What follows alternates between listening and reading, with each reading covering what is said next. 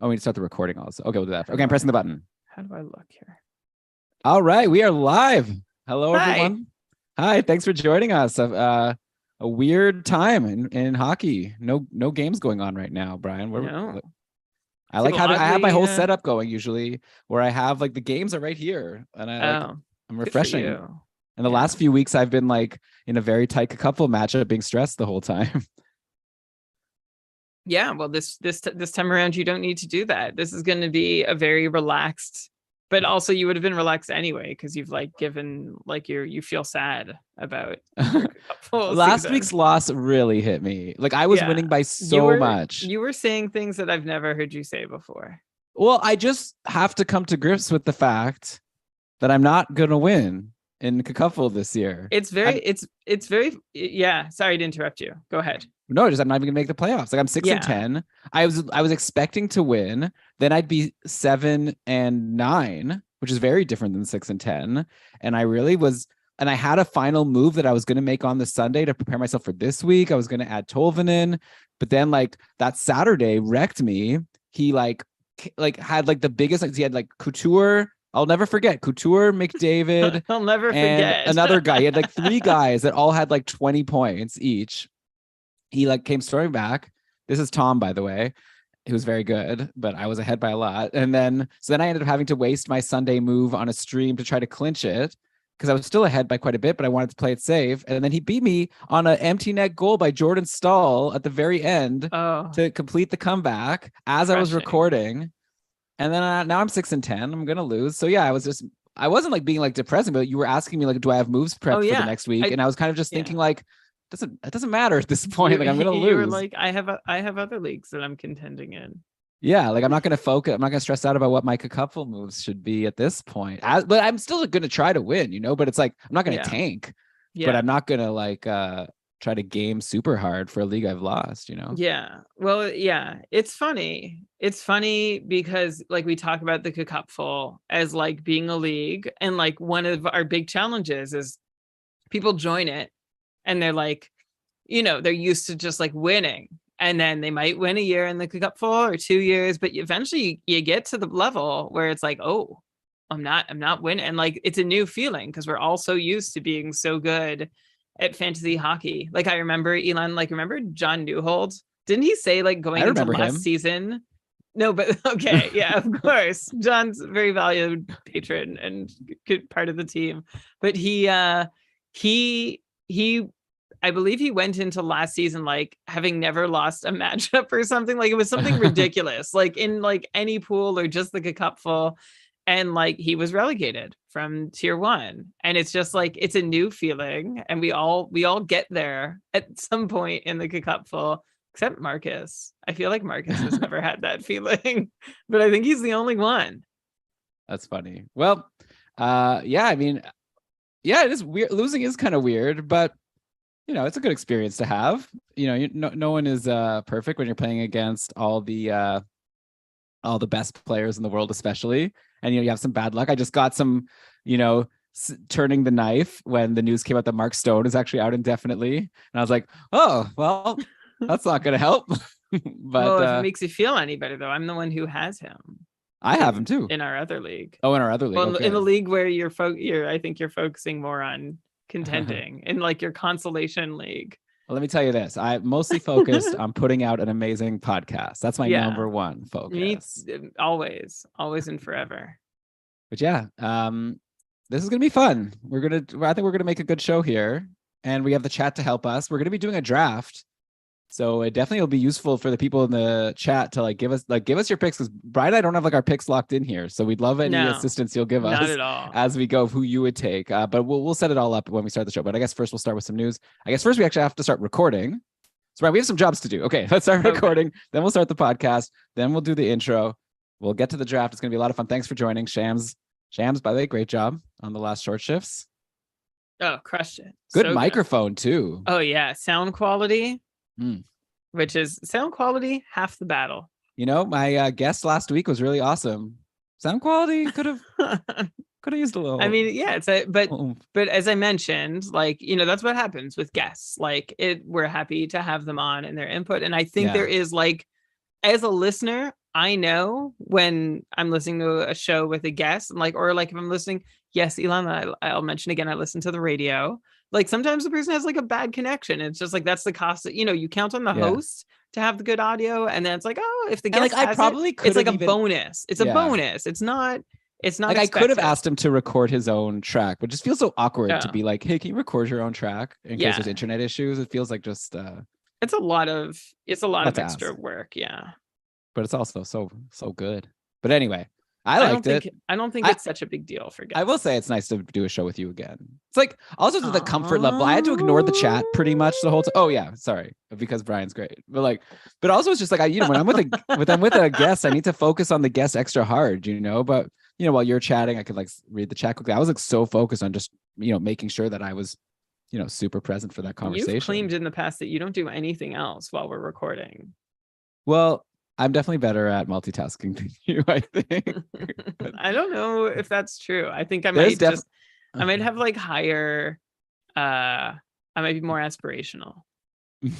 Perhaps. Yeah, I don't know. All I know is sometimes on that last Patreon cast, there were times where I was talking and like I could see that you weren't listening to me. No, you didn't know I wasn't listening. I did. I was. There were some cases where I was listening. There were some cases where I just started like trying to say the word Brian more in my answer to try to like make it so that you'll come back. Brian. All right, let's do this. All right, so Brian, we have to start the recording. That's an important thing we need to not forget. So count me down. Would hate to forget that. That'd be awkward. Yeah. Okay. I guess we have the live stream, so we'd be able to get the recording from there. But again, then we don't have the tracks, the internet issues.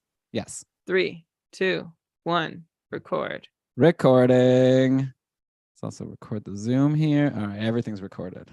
This is great. Recording in progress. Brian, this is a fun background. This is new. Pictures of ramen. That's fun. I feel like I'm at a restaurant. They've been there before. It's actually they've been more visible before. You should put numbers beside each one and then a price, and then like it'll look just like I'm walking up to the counter. I can't tell if you're complimenting me or mocking me. No, it's good. I mean, I can't mock. Look at my background. I guess I have this Florida Panthers hat. I liked it better when hockey. It was an unmade bed. That was my favorite version of that background. One day I'll put I actually had a really good, I once like was walking down Queen Street East and someone was like on the street just like giving away, or maybe it was like a sale. I don't know, like maybe it was like $1, but I bought like a really good painting of Ovi and Crosby. It was like them together in the painting, or maybe it was a photo. I don't know. Were they together? Like not like posing together, or like maybe at the draft. Okay. I don't even know what it was, or like at a game. It was like an Ovi and Crosby art. And I was thinking that'll be so good for the podcast. Back then I lived in the apartment, and it was like we recorded in our bedroom. Dina didn't want like a picture of Ovi and Crosby like in our bedroom. Why not? But now I could put it here, but I threw it out like at some point. I think when I moved, I was like, ugh, I don't need. When you're moving, you try to like get rid of stuff you're not using. I was like, I don't need it. And now it's like I wish I had that. So if anyone has any, this is a blank wall. I should fill it with something. I'm gonna do that. I'll get on that. But okay, let's start the show. I guess we're already 7:15. Do you know how many years I said that? Yeah, I'm gonna do it now. And I bought some really cheesy posters, and they just kept falling off. So I stopped. I like the ramen. It's like it's your interest. Yeah. Oh yeah. No, I like this background, but it's a complete accident. All right, that's good. All right, let's start the show. Okay. What my parents tell me about. No, sorry. Shall we? Yeah. I'm ready. Like mostly. I think it's going to be good. Well, I hope we have editing abilities. Yeah. I hope you're ready to give some takes as well. I sometimes dabble in fantasy hockey, so I have some thoughts. Okay. I'd like to clarify. Did you just mute yourself? I can't hear you now. I hope your microphone didn't just die. No, it's good. I was just doing my my pre-tests here. Okay. I'd like to clarify one thing before we start recording. You're muted again. No, I know that one was an accident. Okay, let's hear it. For the redraft, the idea is that like we're redrafting for the rest of the season, right? Yeah, but let's I'll say caveats on the show. Like we're not like gaming it for like the fantasy playoffs. So like how many games teams have played, and like just like assuming everyone was playing the same schedule. Right. And not and healthy. Well, Because like no. I'm thinking about Austin Matthews. Yeah, no. I think we should assume health. I guess. And I like guess. like I think like for the purposes, because like we're All right, basically up to you. evaluating what people have done so far. Well, it's like predictive though, but I guess yeah, predictive assuming health. Yeah. Yeah. I don't know. What do you think in the chat? Okay, while I start the show, let's let the chat tell us what you think. Should Austin Matthews, should we not draft him as high? How about like it's like, it's kind of like going into the season, Marchand was injured, but it's like a head-to-head league. And so it's like Marchand fell a little bit in drafts, but you didn't want to fade him too much. I feel like it's kind of like that. It's like you can give your reasons why Matthews is worth being picked at that pick, even though he's injured, because, imagine it was a head-to-head league starting now. I don't know. Schwab says to just assume 100% health. So do what you want. I would assume same health and same schedule. You'll tell me your pick and you'll justify it, and we'll obviously give the caveat. It's all for fun anyways. So is it? Yeah, no Mark Stones. They have to be like I'm also, yeah. I mean, spoiler alert, I'm also not like I'm just not drafting goalies. Okay. Yeah. We'll talk about it on the show. Okay. All right. Yeah.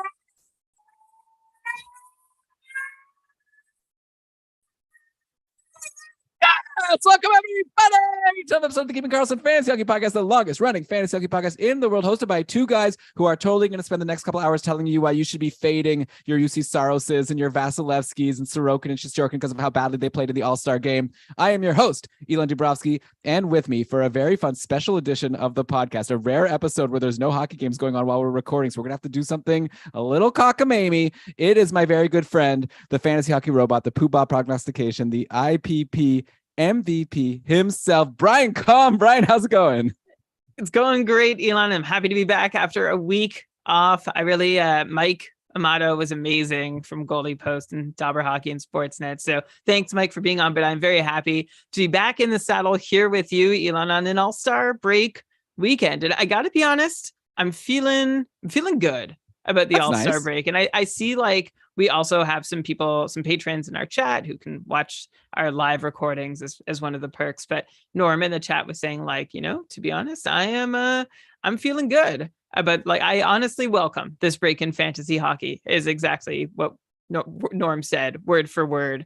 And I agree. Like, I think it's a good moment to just like take stock, not even take stock, but just like stop checking my team 14 times a day and regain some of that brain space for what's going to be a pretty grueling run to the playoffs for me, a pretty against the odds run, but I have turned it around with 3 straight wins.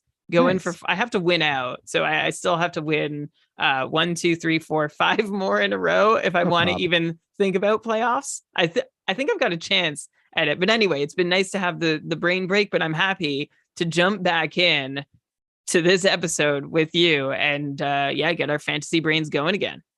Yeah, we got to get churning here because games are starting tomorrow. Not too many games, actually. Between Monday and Friday, it's still a pretty light schedule. And then a monster Saturday coming up. We've talked about this schedule upcoming to death on like short shifts and on my last matchup maximizer. But one thing we did in the previous matchup maximizer that I just released is, since we'd already talked about this upcoming second half of the matchup, is I focused on the fantasy playoffs and started like looking ahead at some important schedules that we're going to have to care about. So definitely go check that out. And we're going to be kind of doing something similar here as well. Brian and I don't have too much news. We have a little bit of news that we'll start the show with, but after we get through that, we're just going to take a look at what's been going on in the season so far and actually do a redraft of the first few rounds of the Keeping Karlsson Alto Patron Fantasy League. If we were drafting right now for the rest of the season, I think it'll be fun to just see like who we would be picking where, who's falling a lot, who's rising a lot. And yeah, I think that'll just be a fun conversation. We've got a lot of people in the chat here who could hopefully chirp at us and let us know if they think we're making any bad picks. And I think this is going to be a really fun show. Yeah, like Brian said, to kind of get our brains cooking again on what's going on. But I think we've done with short shifts, some great shows this past week with Shams, Jeremy, and Lewis. I think they've covered like the, streamer level guys you want to be looking at right now. For example, all the Seattle and Anaheim guys with their good schedule coming up. Of course, two teams with really good schedules next week are the Islanders and the Vancouver Canucks, who, while some teams are only playing one time in this coming week, both of those teams play 4 times, and both of those teams were also involved in a major news headline last week. So, Brian, of course, we're going to need to discuss that before we do anything.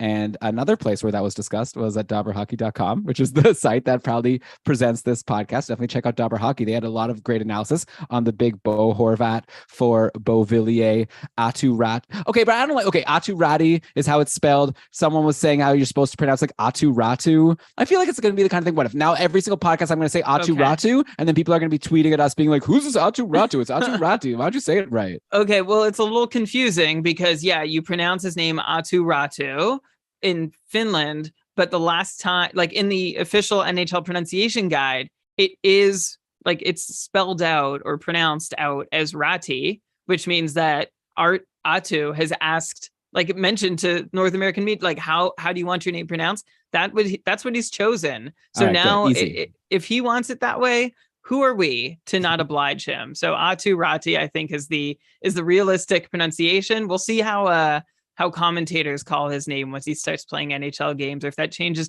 We'll keep a close eye on the media guide. All right.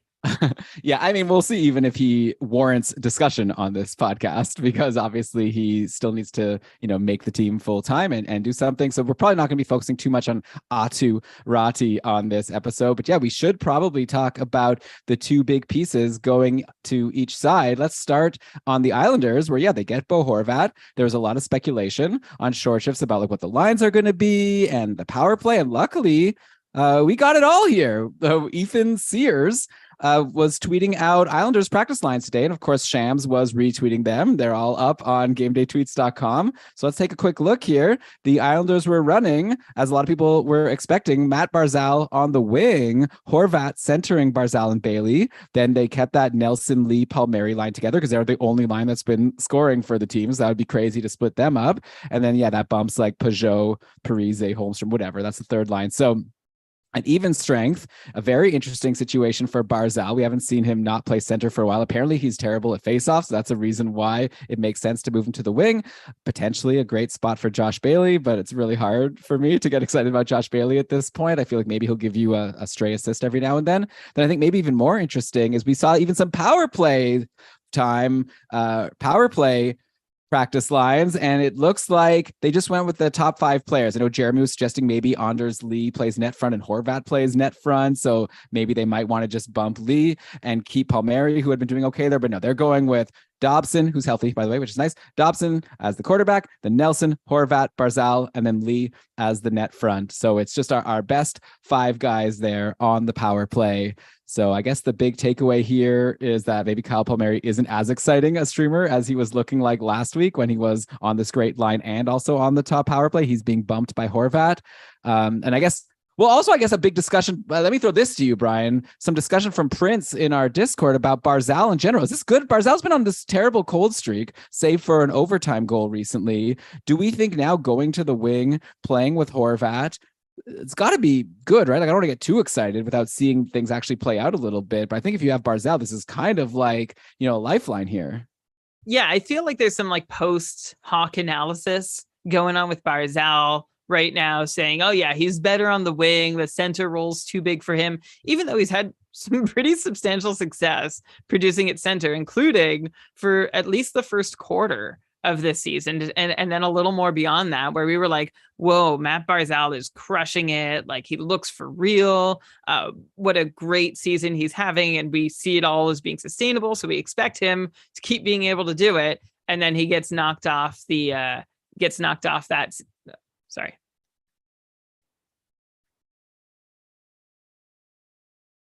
And then he falls off that pace, and everyone's, we're revising that take now, saying, oh, too much responsibility at center. But honestly, I'm interested in seeing Matt Barzal at wing and seeing how he does. I mean, his most successful offensive seasons have all, like, he's only ever played center, right? The big difference in that rookie season back in 17-18, which was the only season where he's paced over a point per game in his career, or over 72 points in his career, was because he was playing with Tavares on the power play. And Tavares was just like converting like nobody's business, and Barzal was doing a great job feeding him. Since then, Barzal, while he hasn't reached those heights, he's been really consistent as like a 65, 70 point player. And right now, Barzal is still at that 69 point pace this year. So we'll see if having Horvat, who is obviously we've heard so much since the trade, and we were talking about it on the show, how Horvat is finishing on too many of his shots this year for it to be sustainable. But Horvat is still generally, like the last 2 seasons before this one, Horvat's converted at 15%. Like this guy's a goal scorer, right?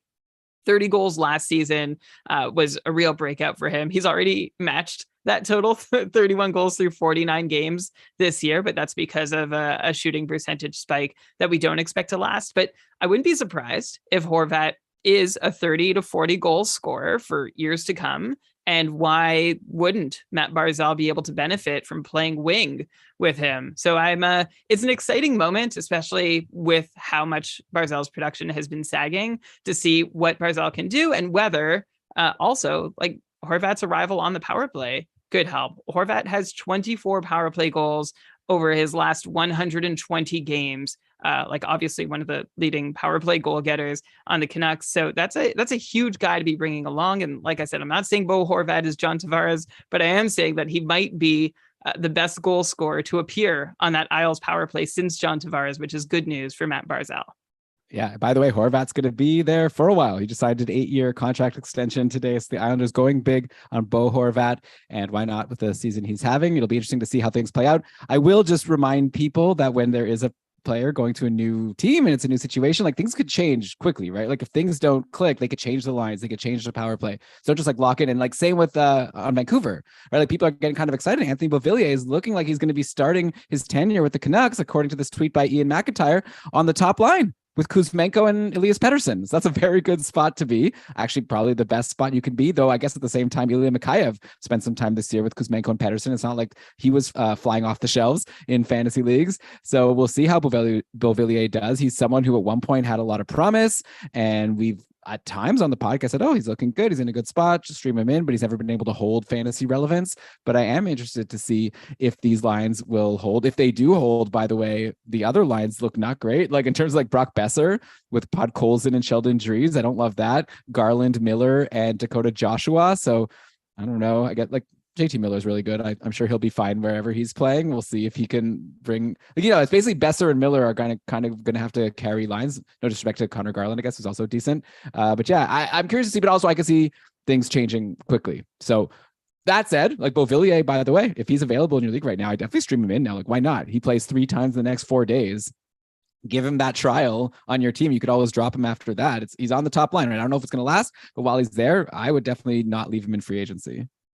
Yeah, I mean, I was actually trying to figure out how much I wanted Beauvillier because, you want the shiny new toy. It's really exciting. You feel like there's going to be a lot coming with that. But like you said, Elon, one concern with a player changing teams is, well, they're changing teams, new system, new teammates, new coach.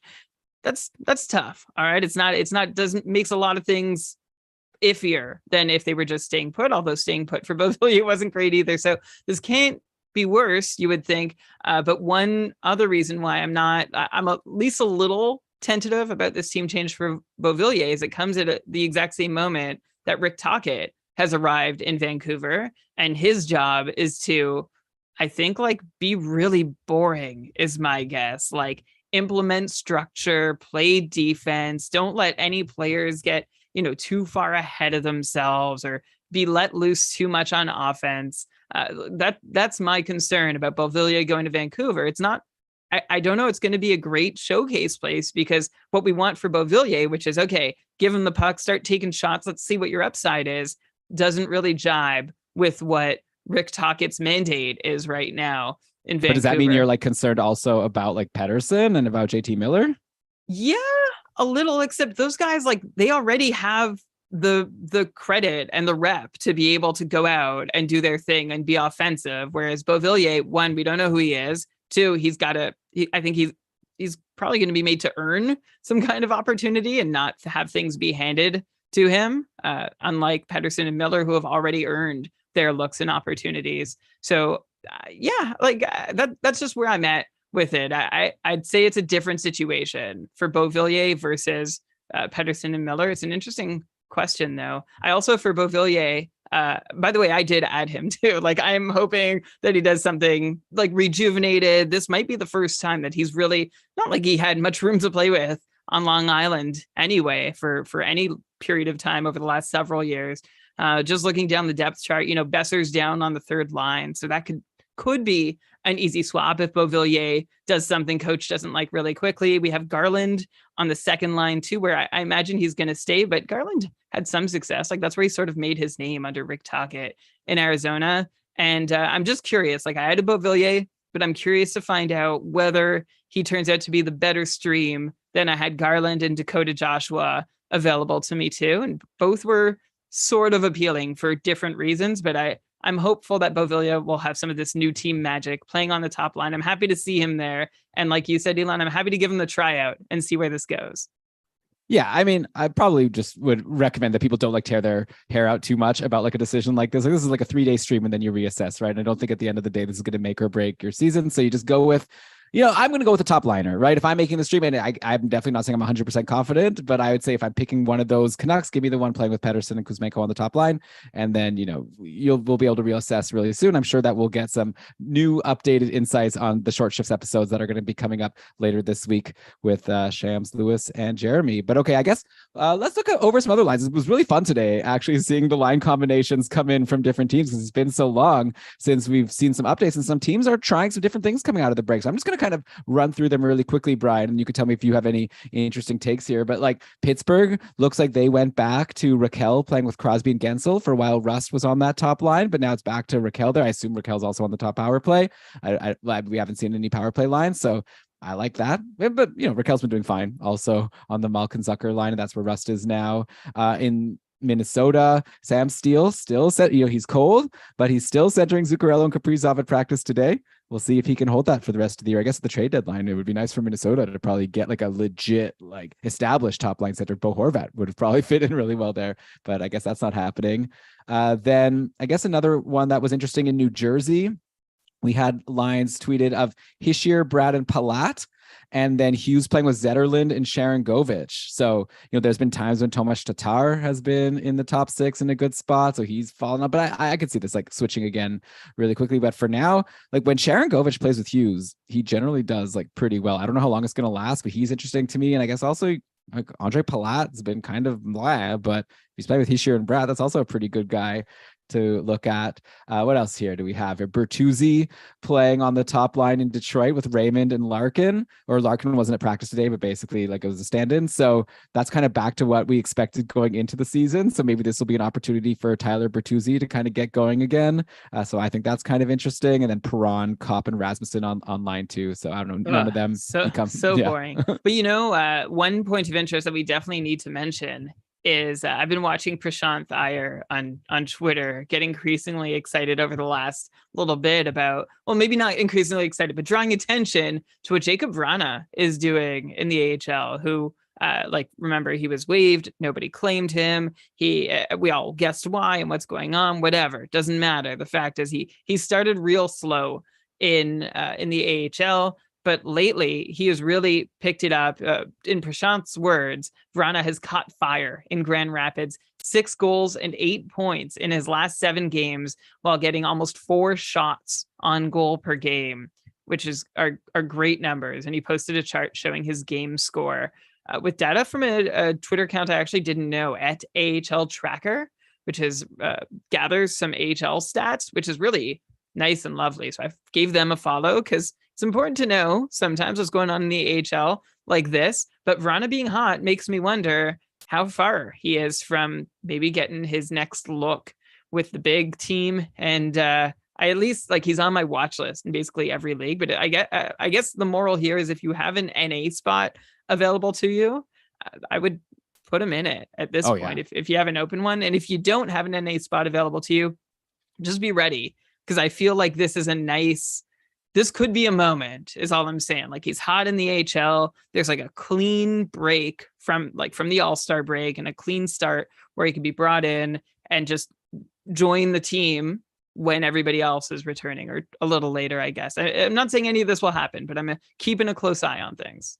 I mean, I think that's reasonable. Like he's getting paid 5.25 mil, not to like just stay in the AHL all season, even if he's playing well. Like they sent him down. They wanted him to get his game back or whatever, get everything sorted. And if he's doing well like that, they'd be crazy not to bring him up. Like why not? It's not as if they don't have room. Like currently, like if we look at the rest of the lines, what are we looking at here? Berggren with Veleno and Fabry, and then Kubalik with Sundqvist and Zadina. Oh yeah, Zadina is back.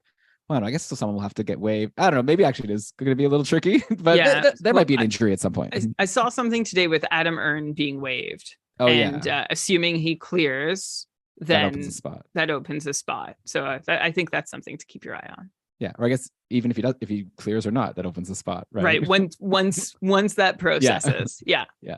Okay. So yeah, definitely I would be watching for that. And yes, I can't imagine anyone else for this season that you'd rather have in your NA spot right now. Like if you have Cal Peterson in there or whatever. I was almost afraid to say it, Elon, because I'm still feeling the impact of your eye roll from the last time I brought up Cal Peterson. Well, but what? You jinxed Copley. He had a really bummer of a game right before the All-Star break. That's why I mentioned Cal Peterson, was because we were seeing Copley struggle for the first time in a little while.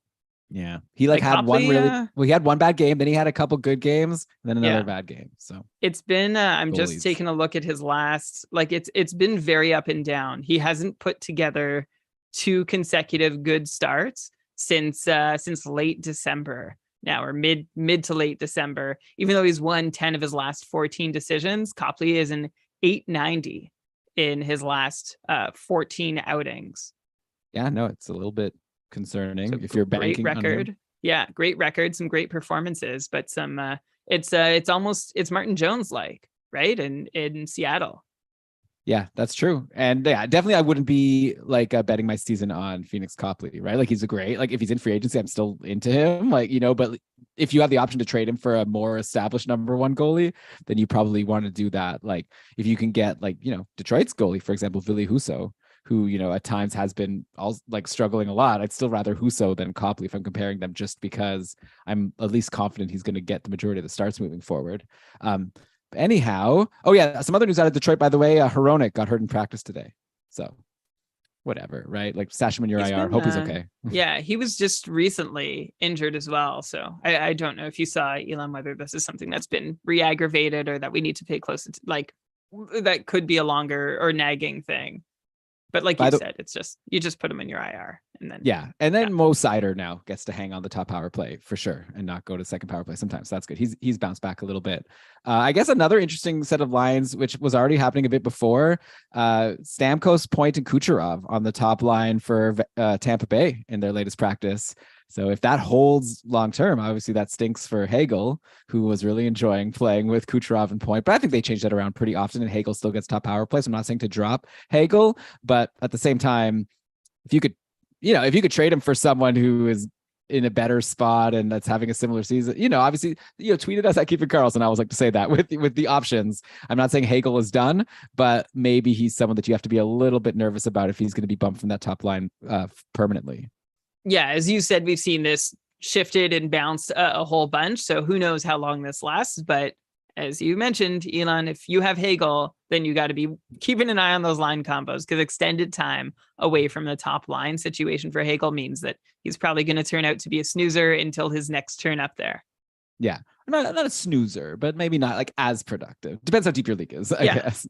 He's shown to be a really good player. Like what a trade and signing by Tampa Bay. Did they end up extending him? I know they traded Chicago for him and gave up what did they give? Like a first? I guess I don't remember. I remember at the time he came, then like it would seem like almost a little underwhelming, like he wasn't producing that well, but obviously it's turning out to be another smart trade by the Tampa Bay Lightning to pick up a depth player. He's got 2 more years. Like he's got 1 more year after this one on the contract that he signed with Chicago at $1.5 million, which is pretty really great for someone you can plug in to a top 6 and not worry about it all. They're good. They're smart. Tampa does this. They got is same thing with Nick Paul, right? Just plucked him. Boom. This guy's good. We want him. And then they extended him for a long time. But also for like contract. Not that much money, right? Yeah, he's making just over $3 million for at least, I'm just looking at cap friendly, 1, 2, 3, 4, 5 more seasons after this one. That's a pretty solid contract for, again, somebody who can play in your middle 6 and you don't ever have to, like, he's going to help you. There's nothing you have to worry about. He's locked in, for 6 more seasons at a crazy good cap hit. It's really interesting what Tampa Bay does. We could do a whole podcast about like why they've been so successful. But yeah, they spend money where they need to. This is what LA did. This is what every like post dynasty team does, right? Because they have all their core pieces still in play, and then as they can't afford the role players, like in Tampa, Barclay Goodrow wasn't there very long, but I don't know. I'm struggling to name. There's other guys that I can't generate off the top. Andre Palat, Tyler Johnson, whatever. You find other guys who can come in and play a role. LA did this too. Eventually, you just have too many of these role-playing guys once your core ages out and your window closes. But for now, this has been the method. And if I'm thinking back, I think Chicago did the same thing too when they were winning cups. But I don't know, Brian. Like, I guess this is definitely not the topic of this show, but I thought it was like these teams had like the other criticism, right? Like Chicago would like thank their players who contributed by giving them contracts they shouldn't have. Yes. Like it was like Tampa Bay, I feel like is doing things in a really smart way, not like Chicago. Like they just, their best superstar players, they give the big contracts, and then everyone else, it's like Palat, get out of here. Tyler Johnson, get out of here. Like we're not giving you a big contract. We're just going to get cheaper guys to fill out your role. Yeah, well, I think Tampa, I think their management is savvy enough to have learned and seen the mistakes of the past, because LA is just finding their way out of the woods now. Chicago still has. Yeah, that's why I was surprised when you were comparing to what Tampa's doing to those teams. I feel like LA also, they spent like so much on Dustin Brown, and they spent so much on like for sure. Yeah. Right. So I think where Tampa has the core part of their cap well allocated, whereas like you said, LA and Chicago rewarded past performance a lot and threw their money at that, and then filled up their team with role players, which didn't work because the players who had performed in the past, locking them up long term, didn't turn out to be a good idea. But Tampa hasn't. I don't think they've fallen. Like I don't know, if I look at Tampa's cap friendly chart, I don't know who I'm going to see with a deal that I like disagree with. I mean, Braden Point for 9.5 for a while is a little rich, but it probably. But he's worth it. He's there. He's their top center. Right. That's the cost of doing business. If Tampa's basically going studs and duds, right? I don't see a bad contract on that team. So that's how they're doing it. The other LA, Chicago, they did some bad contracts. I mean, Jonathan Quick, is this the last year, or does he have one more? This is it. Yeah. Yeah. Shams is saying how like Chicago, everyone that leaves Chicago becomes a good player. Hagel, Strome, Kubalik, Lankinen. Don't forget, obviously, Panarin, though he was good when he was there. Lankinen, we'll wait and see. Brian always scoffs at me. I still think Lankinen might be a good NHLer one day. But okay, Brian, we're way off course now. I'll blame Shams. But okay, we have this draft that we were planning on doing in this episode. So hopefully people enjoy this little roundup of everything going on with the Lions today. But yeah, we have some fun coming up as we're going to redraft the players for the couple. So the Keeping Karlsson Ultimate Patron Fantasy League, we're just doing it based on our scoring. So it's a 4.5 for a goal, 3 for an assist, and then a little bit for peripherals, and the goalies get some points. I don't even know if we're going to be drafting goalies. But yeah, we're going to get to that, and it'll be really fun to sort of discuss the ADPs of people, where they did get drafted versus where we would put them in our redraft. And of course, we'd love to hear people's feedback. So we're going to get into that for periods 2, 3, and overtime of this 4-part show. But part 1 is done because we're going to take a break, and we'll be back soon. You're listening to Keeping Karlsson. All right. Ready to go? Yeah, I guess let's do round 1 for the second half, and then we'll do rounds 2, I'll just watch 3, the time. and 4 I'll do like 8:15. I'll end it. Okay. Because we started 7:15. Okay. Well, let's aim. I think we should probably aim to do the first round. Please. Then the next 30. Yeah. Yeah. All right. Okay. What's a round? Are we doing 14 team league? 14. Yeah. Okay. 14. Good cup. All right. Yeah.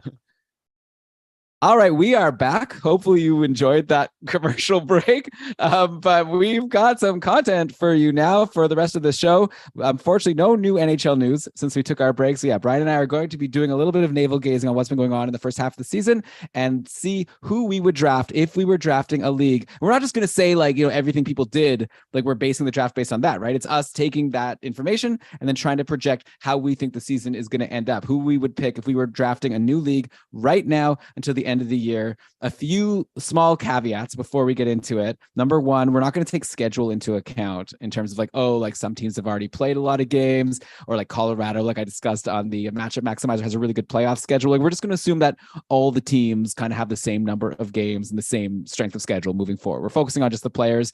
Also, Brian wanted me to point out, like, if there's like a player with like an injury for like a couple weeks, like an Austin Matthews, we're not going to like count that against them for this draft. Like, obviously we're not going to be picking Zach Werenski or, Mark Stone, someone who's out like long term, but we will like, not put too much weight on injuries just because then things get confusing.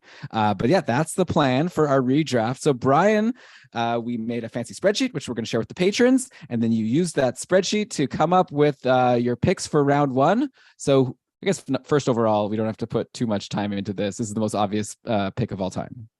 It's the most obvious pick of all time. It's Connor McDavid. There's no doubt. He's a cheat code beyond a cheat code. Like last season, he was performing about 1,500ths of a cupful point ahead of Nathan McKinnon. He was performing behind Austin Matthews. This is on an average per game basis. But like he was in the pack, and actually Austin Matthews was the runaway player with over 8.5 fantasy points per game compared to McDavid's 7.8.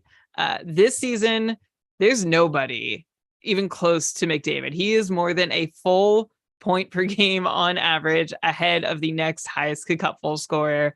I already feel like we spent too much time on him. So let's give him his credit and his due and say, way to go, Connor McDavid. You are first overall with a bullet, with several bullets. I don't even really understand what that saying's all about, but Fallout Boy played the All-Star game, right? So there's my Fallout Boy reference for the episode and All-Star game reference for the episode. Although, one thing worse than a boring All-Star game is Twitter during a boring All-Star game. Like people complaining about why it's so boring. Oh my God. Everyone's complaining. Like, are these goalies even trying?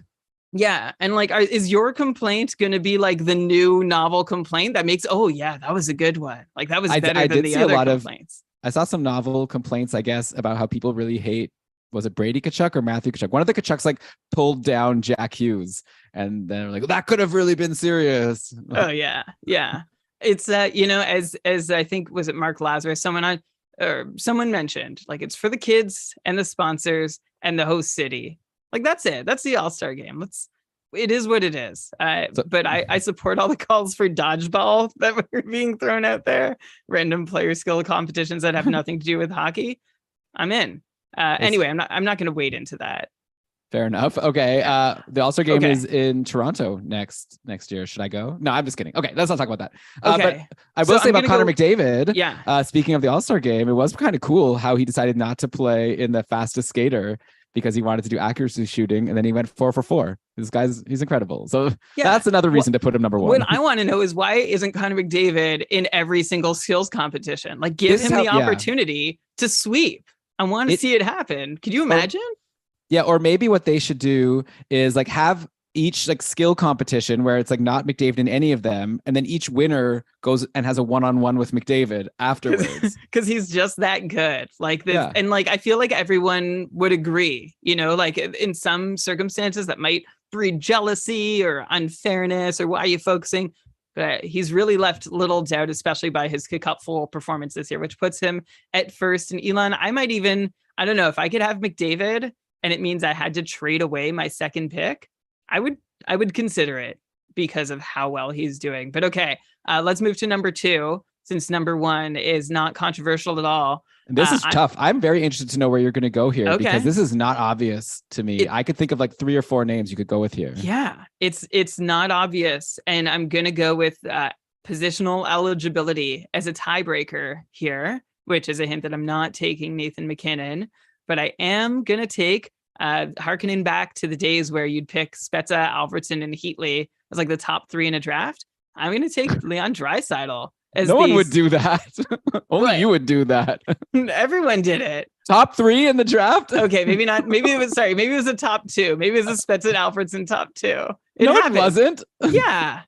Did Spezza win the Art Ross ever? Did Alfredsson win the Art Ross ever? I don't think so. But they were both like sure shot 100+ point scorers. Wasn't like Crosby in the league at that point? I don't know. Okay, fine. So just someone fact check Elon or I on that. I'm glad I brought you so much joy with that idea. I don't know. I'm thinking back to pools that we were in, Hey, Elon. Like I guess you usually won, so I in the shouldn't argue. offline days, Yeah. it seemed like Spezza. And in my I'm thinking back to the fantasy hockey yearbooks, the magazines I used to buy. Like that was First overall, Alfredson. Second overall, Spezza. Third overall, Heatley. Fourth overall, Havlat. Fifth overall, Radek Bonk. That is how one of my local pools played out for sure. Okay, but I'm going Leon Draisaitl. Because why not? I mean, it's kind of a tight pack, and I guess I'll name the other guys as we keep going. But just give me the guy who is wrecking the league this year again, and like we're almost not noticing how much he is because of Connor McDavid. Draisaitl's on a 130-point pace.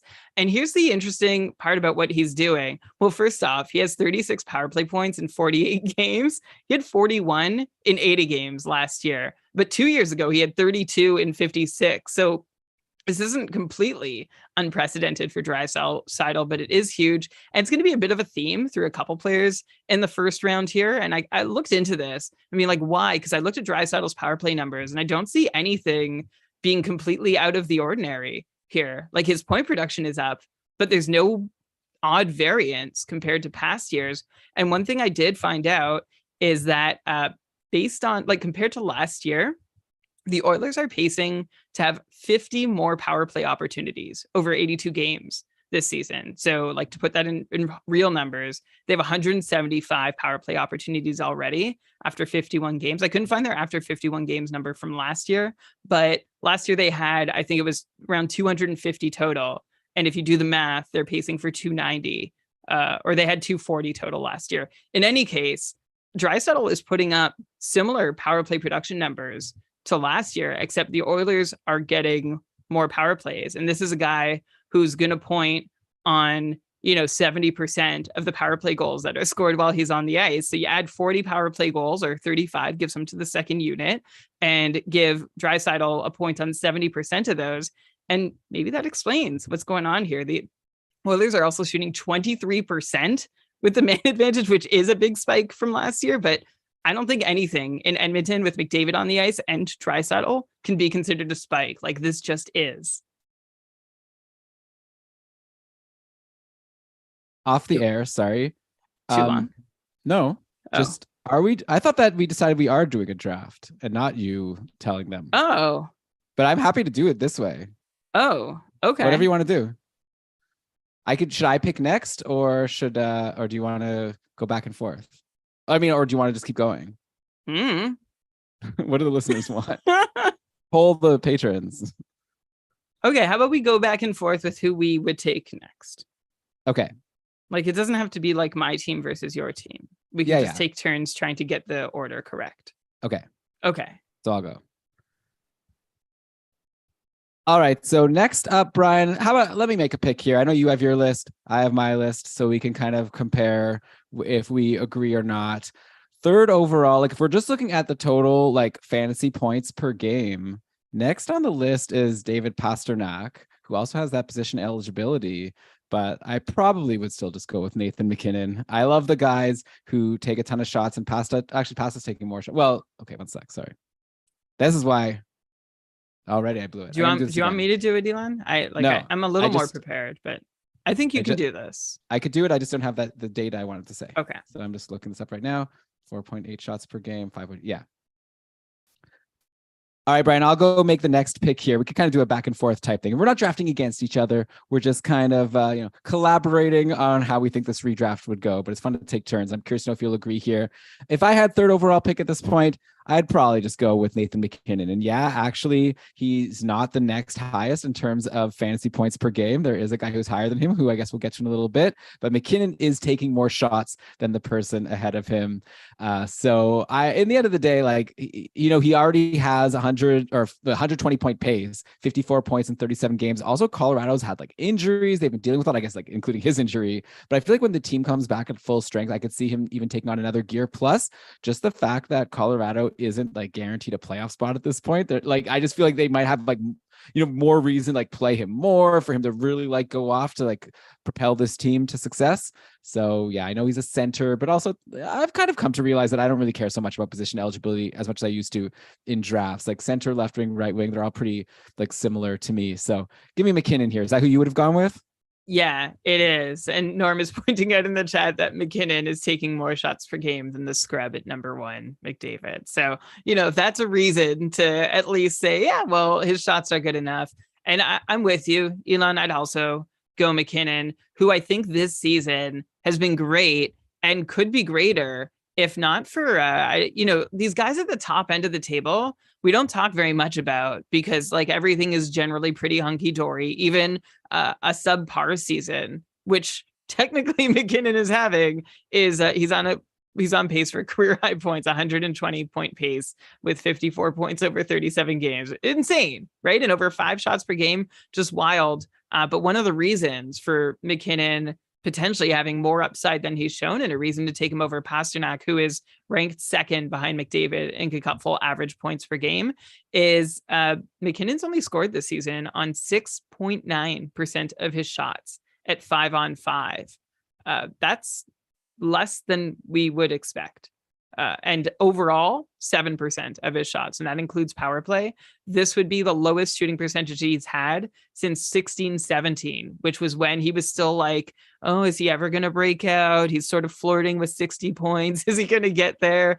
And then when that shooting percentage did finally progress towards what we could expect it to be, that's when McKinnon has become a perennial 100-point player. And so that's why I am okay with taking McKinnon here above Pasternak, even though Pasternak has been performing better.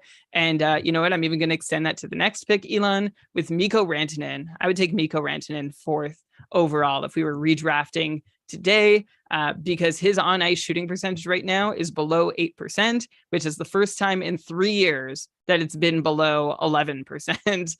This guy, since being linked up with McKinnon full time, and since being able to come into his own, Mikko Rantanen has just been someone that you can completely rely on in all situations. And I think he's just being, even though, again, like McKinnon, it's like, well, the reason he's not doing better than 104-point pace might be that McKinnon isn't scoring. He's not picking up as many goals as or assists as he normally would on McKinnon goals. So I think there's more upside here, which is what we're looking for with these top picks, right? They're all going to be amazing, but we're looking to see who could really blow it out of the water. And I could see McKinnon and Rantanen both improving on their paces in the second half of the season, which is scary to say because of how well they're doing.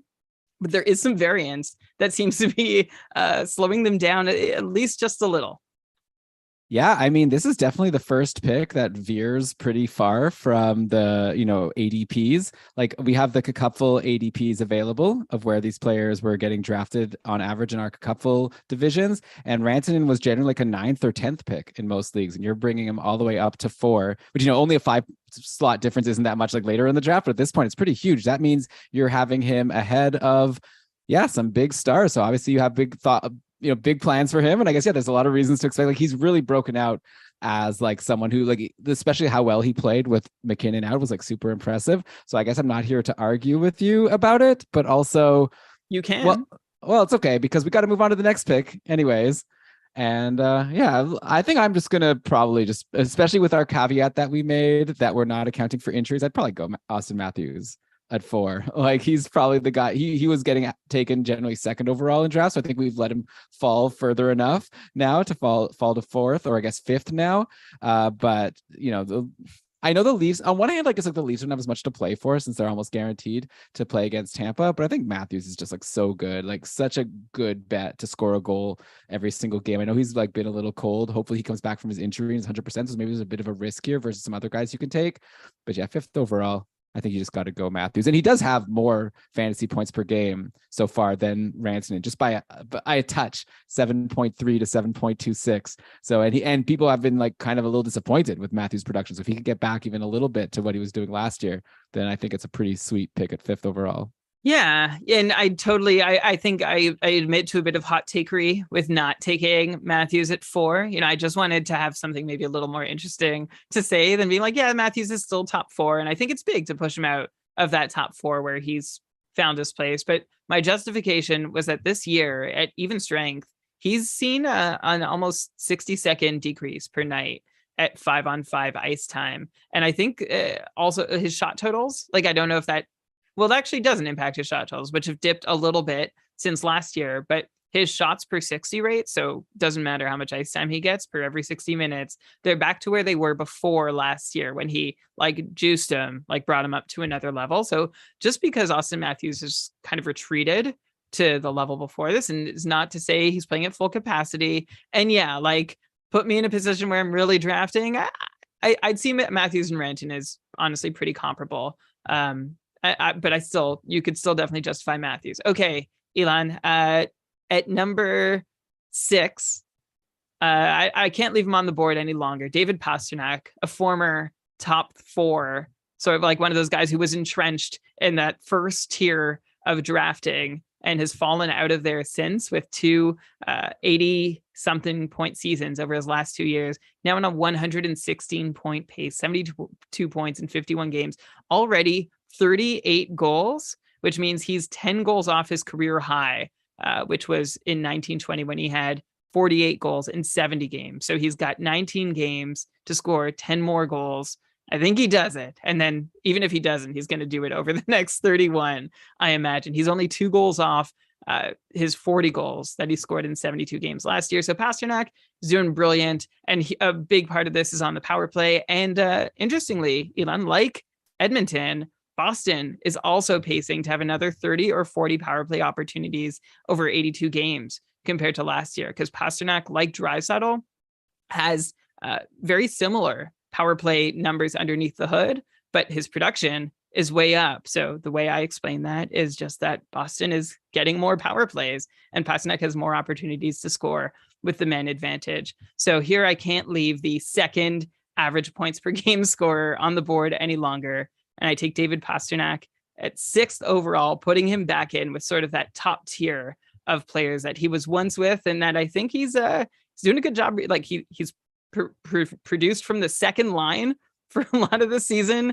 and from the top line when he's been there. So yeah, that's where I've been. And I think actually after Pastrnak, now it starts to get real interesting, because we've got a mix of old and new names, and a lot of new names who've sort of weren't even first rounders or were very late first rounders over the last couple of years, but are ready to make their case. IMO. I'm curious to see where you go. Yeah, so I will say with Pastrnak, I think on a recent show, you were a little bit concerned about a slight dip in his shooting. He had 3 games in a row where he had 2-0 and 2 shots. After that, 7-6-7-4. He listens to the show. What can we say? A little fire under him. He was like, Brian, come on. I'm David Pastrnak. So yeah, I can't argue with that pick. All right. I know that it would be fun for me to go with someone whose ADP was like outside of the top 10 here, but I'm not a hot takery kind of guy. I'm a basic, boring person. I eat my porridge in the morning, and I have a bowl of cereal before I go to bed. And really? What's that? You? Is that boring to have a bowl of cereal before you go to bed? Well, that's what I like to do anyways. It sounds unconventional. Oh, okay. Sounds like a hot take to me. And actually, I just bought some cashew milk today. I've never tried it before. Today, I'm going to really be going crazy with my bowl of cereal. But yeah, I'm going to go with the basic pick here. It's 7th overall. Just give me Nikita Kucherov. Like, he's pretty close up here anyways in terms of fantasy points per game. His ADP was like 6.2, so he has fallen. Well, I mean, basically he's going here where he went in other leagues if I'm taking here at 7. But Kucherov just having another amazing season. Nice to see him back, fully healthy. And he's played 48 games. He already has 72 points. It was a 123 point pace. Back when Kucherov won the Art Ross Trophy, he did that with 128 points. So he's not far off from a season where he was like top in the league. Of course, now there's a few guys who are lapping him. And I guess the NHL, there's more goals overall. But I like Kucherov's just such a sure bet to get you like a point or 2 every game. I'm sure like if you're gambling on like how many points he'll get, like it's like if you do 0.5 of over under, you'd be like having to take like really bad odds against you if you wanted to take the over, because it's like almost so for sure that he's going to get at least a point. It's just a question of if he's going to get 2 or more. more. So I love Kucherov. He's amazing. Also, I still will always remember his celebration when he won the cup, and he talked about how playing the halves and the whole how like their Stanley Cup was winning the previous round. I don't know, the whole he's just one of these players I really love in the league. And so I would take him even just for that. That was just for his press conferences. That's hey, like tiebreaker for you in the player greatest rankings. Yeah, I love players with good press conferences. Like I already loved Erik Karlsson before, and then he had that legendary press conference with the Apple, made me love him more. So good, and he's been so good ever since. So you have a good press conference. When's you he have a good taken? career. Well, I can't wait. I am undecided. So we'll see when one of you or I plucks them off the board. One thing I just want to go back and mention quickly about the power play opportunities thing. Just an interesting thought, because usually what happens is the seasons begin with huge numbers, like the refs clamp down, right? Every NHL season starts with a crackdown, and then they ease up toward as the season goes on. And we actually still are seeing that ease up happening. It just started later than usual. So all this stuff that I'm saying about pacing for more power play opportunities, I'm not expecting teams in the second half to get as many power play opportunities as they did in the first half. So it's something to it's just something interesting to ponder. And it's not like a linear sort of situation where, things are tapering off already for power play opportunities. And I don't actually. Okay, I think I've made my point. Very good. All right. You went Kucherov, which definitely brings us to a bunch of guys who, were drafted outside the top round in the Cupful. By the way, this is all Cupful scoring, cupful.com, kkupfl.com, if you want to see what the scoring is. When you say it brings us to a bunch of guys, what do you mean? Because you don't know who I'm going to pick, but I guess you're saying the next on your list is a bunch of guys. It brings me to a bunch of guys who weren't drafted in round one. Like my next, I can tell you the next 4 guys on my list, none of them were taken in the first 14 picks. Interesting. Of the Cupful ADP. So I'm curious to know where you're going to go. But I'm going to go with Jack Hughes. I'm not going to think too hard about this. I think Jack Hughes has arrived. He's built huge on his season last year, where he averaged 6 Cupful points per game, now averaging 7 3/10. I still don't know if I should say like the decimal 3.6 or exactly the best way to process that for the listener. But Jack Hughes is just crushing it. 107 point pace. Maybe that's the way to say it, building off his 94 point pace last season. And it all looks good. And he's only 21.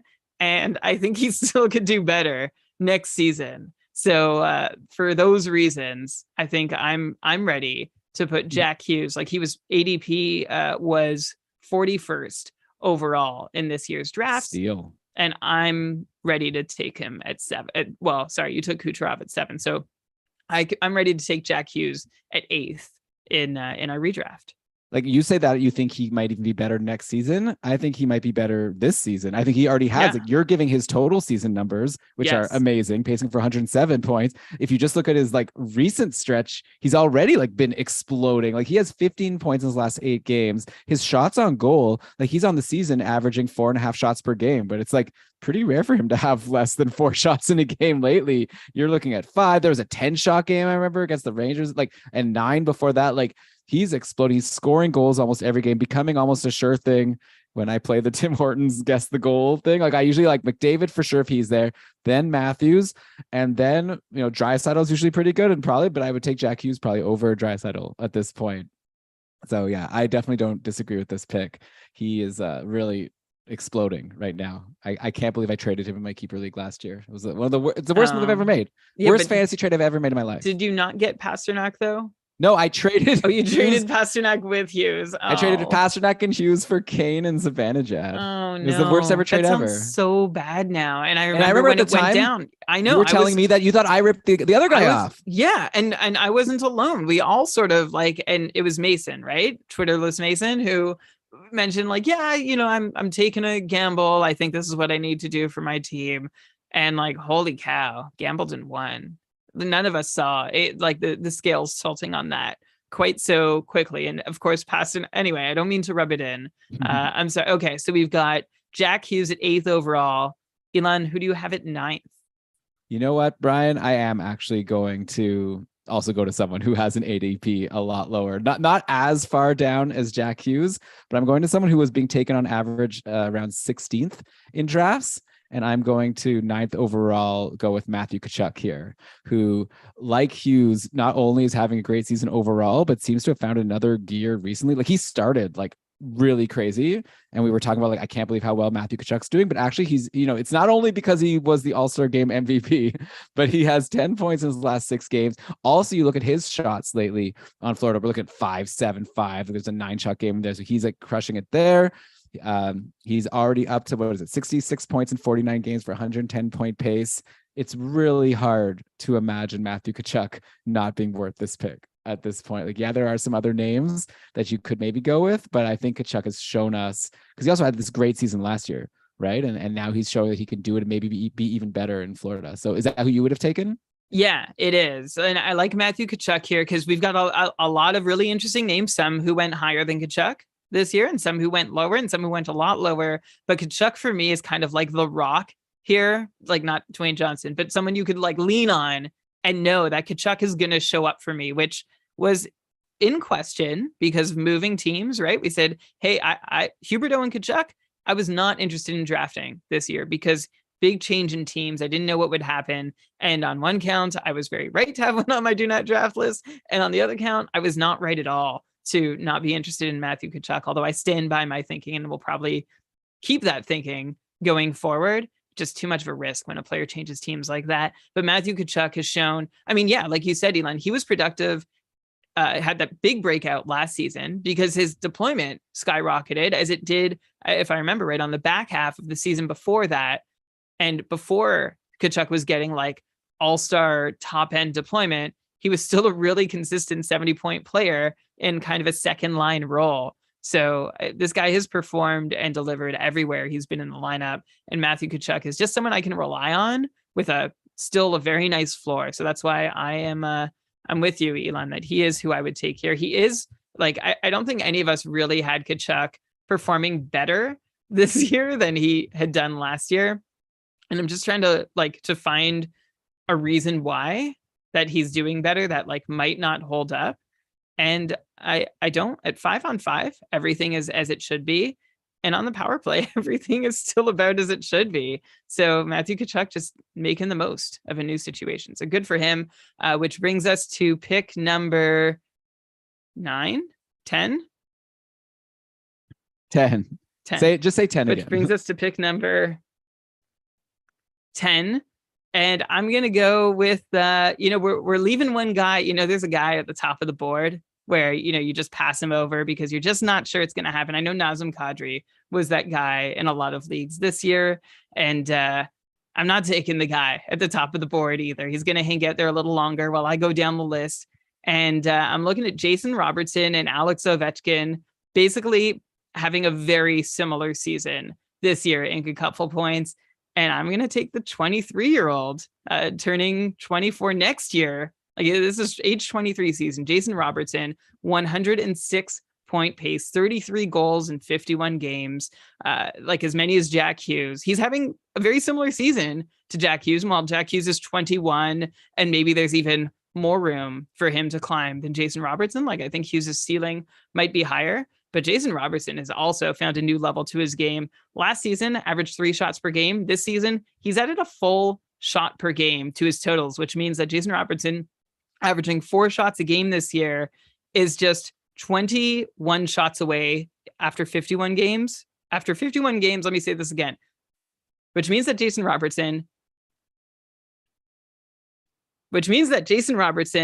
has 23 games to get 21 more shots to match his shooting pace from last year, which I think he's going to be able to do it. He might even do it in the next 4 or 5 games. So I love that Jason Robertson has added this extra shooting element to his game. His power play production has been great. Curiously, he's not the goal scorer on the power play. He does have 7 power play goals in 24 games, but it's pretty amazing that he is not leading the team in power play goals. Do you want to know who is?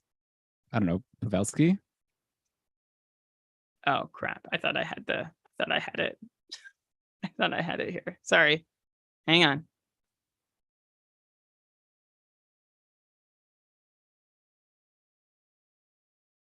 It is the guy who I thought it was, but I didn't have the number up. It's not Joe Pavelski, who's tied with Robertson at 7 power play goals. It's not Hints. Rupe. It's not Rupe Hintz. There's 5 power play goals. Elon, it's Jamie Ben. Yes, Right. with 10 power play goals over 51 games. So way to go, Jason Robertson, for feeding, I guess, Jamie Benn enough to be able to collect 17 power play assists. Not the way I'd expect Robertson to grab his power play points, but that's anyway. I love what he's doing. I'm nonplussed that he's not the big goal scorer on the power play because he is at 5-on-5 and still room to grow. So that's a lot of, I said a lot about Jason Robertson there at number 10. There you go. Yeah, Jason Robertson is very, very good. He's a very good hockey player. I'm not going to argue with that pick. I'm going to go, Brian, with a pick that I think you might disagree with here. I'm going way down the list of so far fantasy points per game. This is me saying that I think the second half is going to go like much, much better than the first half. So I'm going to be curious to be a lot better, but I think I think I know where you're going. Okay, so this is pick number 11. This is a guy who in drafts, like in Cacupful this year, this wouldn't have been a hot take pick because his ADP was actually at, wait, why am I? Okay, I'm just going to highlight the ADP column here because I keep not finding it. His ADP was 13. So actually I'm bumping him even up, which is kind of crazy now that I think about it. But I just have a hunch that at this point at 11, Alex Barkov is going to turn out to be a steal. Is that the guy you were thinking of? No, it's not. Huh. Okay. So maybe I'm wrong here. I don't know. Maybe I'll be wrong. Barkov's really started to heat up lately. Maybe I'm on a Panthers kick here. You see my Panthers hat in the back. But he's got 17 points in his last 11 games. He had a really rough start to the year. Like, no question about it. Like, everyone who drafted him, super disappointed with the production they got from him. But I like the shots lately, 4 and 5 shots in all of his games. I know he was having some like issues with injuries. I'm obviously banking on him like being healthy for the rest of the year. I know there's like a lot of names of players who have been a lot better this year. This is just me taking my shot here. Okay. I think Alex Barkov is going to be back to being a first round talent for the rest of the season. So how crazy is this pick? Okay. I like it. I like it a lot. And I think Barkov is going to provide really good value in next year's fantasy drafts from like the second round, because he's been a late first rounder and a deserving one for a while. I guess the question is, Elon, how can Barkov keep up what he's been doing lately? Because overall on the season, I don't see any reason to think that he's deserved a whole lot better than he's gotten. He's not having his shooting percentage. Yeah, it's down. He's not doing as well as scoring as many goals as I would expect, but not enough to put him up to 11th overall. Well, take a look at just the last month. Have you looked at that? Yeah. So, yeah. If I'm looking at the last month, I don't know, Elon. These shots really only started coming on in the last 4 games before he's currently on an 11 game point streak. Yeah, I think he's just heating up. I think he's starting into the Alex Barkov that we drafted. Okay, here's what happened. I'm gonna narrate Alex Barkov's season so far. Are you ready? Go. Okay, so at the start of the year, Alex Barkov struggled without Jonathan Huberdeau. He was able to do a lot of his business, but there were things shifting on the team, new coach, new line mates, new power play, and he didn't fully have it together. Just 11 points in his first 15 games, but he was taking almost 4 shots per game at that point. All right, so that's the first chunk of the season. Then after that chunk, he got injured, right? He got hurt. He missed 6 games, and then Barkov comes back on December 8th and can no longer shoot the puck. In his next, 19 games, Alex Barkov took 2 or fewer shots in all but 3 of them, which is not that's not a healthy Alex Barkov playing there. And then apparently in the break between January 21st to January 23rd, Barkov is I'm healed. I can shoot again. And now has 18 shots in his last 4. And I feel that might be the story of his season. Tough start because of a completely new scenario around him, then injured. Oh, also, he only shot 7% through his first 19 games, which means he should have done better than he did in that time. So, Elon, I like what you're doing here. The low pick that I'm going to take next, who is also performing less than a lot of the guys that are still available on the board ahead of him, and worse than he was doing last season, is Cale Makar over in Colorado. I'm going to go with him 12th overall, which is a fall from being on average picked 5th or 6th in our cupful drafts this year. And I'll just cite the earlier numbers about like with Rantanen and McKinnon, similar situation.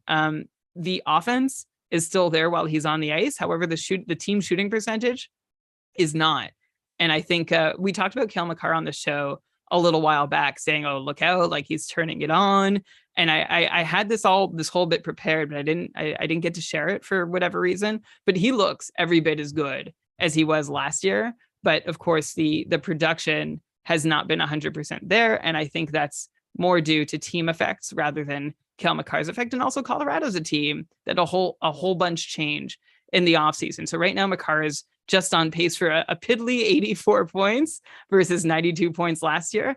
I don't think that's a reason for him to fall any lower than like 6 spots beyond where he was drafted last year as a super valuable defenseman that you can count on. And while there have been some high scoring defensemen in the league this year, I don't put anybody in the same tier as Cale Makar in terms of dependability.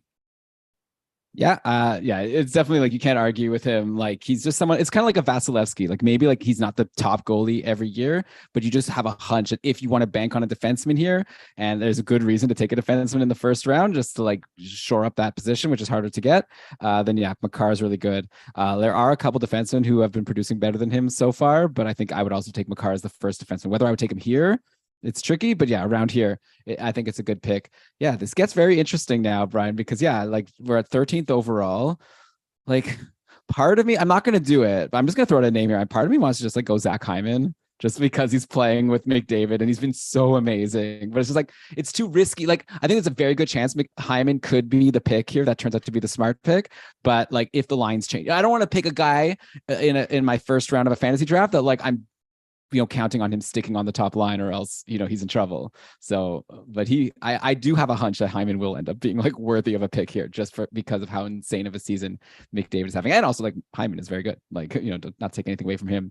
I'm going to go boring again, Brian. I know that we have a lot of guys who have deserved to jump up and we've given some of them who's jumped up so far a lot. Like Jason Robertson wasn't a first rounder, obviously Jack Hughes. So I'm ready for people to just come at me and be like, look, okay, boomer, like get with the new 2022, 2023 NHL. But I am going to take someone who's like not that old. I'm going to take Kirill Kaprizov, who's 25, and he was getting taken like 5th or 6th overall in fantasy drafts, and he hasn't been as good this year as maybe people expected. Like last year, Kaprizov paced for 109 points, but he's still pacing for 101 points. Like he's not too far back. He's even shooting more than last year. So I guess it's just more like some other people.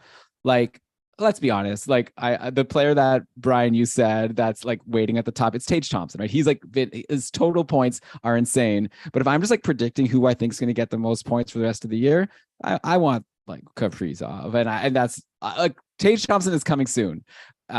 But and also just recently, Kaprizov has been producing pretty well. He's got 7 points in his last 5 games. He's got some big shot games, and there are also some low shot games, which I don't love. So I'm gonna hope that that's just a David Pastrnak situation, where just a weird couple anomaly games. Also, I'm still banking on Minnesota getting a center for him, maybe at the trade deadline. I think if Minnesota wants to go for it this year, they need a center. I think it's like otherwise they're telling their fans like we're going to hope for the best, but likely not going to go for the cup. And I think they could have a team that could be a contender if they make that big swing. So that would obviously help Kaprizov as well. So I'm going with him here. What do you think? Yeah, I think it's fair. It is kind of like that boomer pick that you mentioned, because I mean it's still a great season for Kaprizov. Like you said, he's not. And again, we're taking these guys down a notch for marginal decreases in point totals and our expectations. But Kaprizov had 109 points last season, or paced for that. We thought that he might have more to show this year, which is why that 101 point pace has been kind of disappointing for him, especially because he ranks 17th amongst,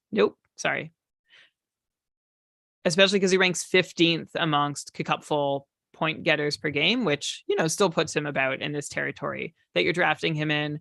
Yeah, like at 5-on-5, he's shooting a little less.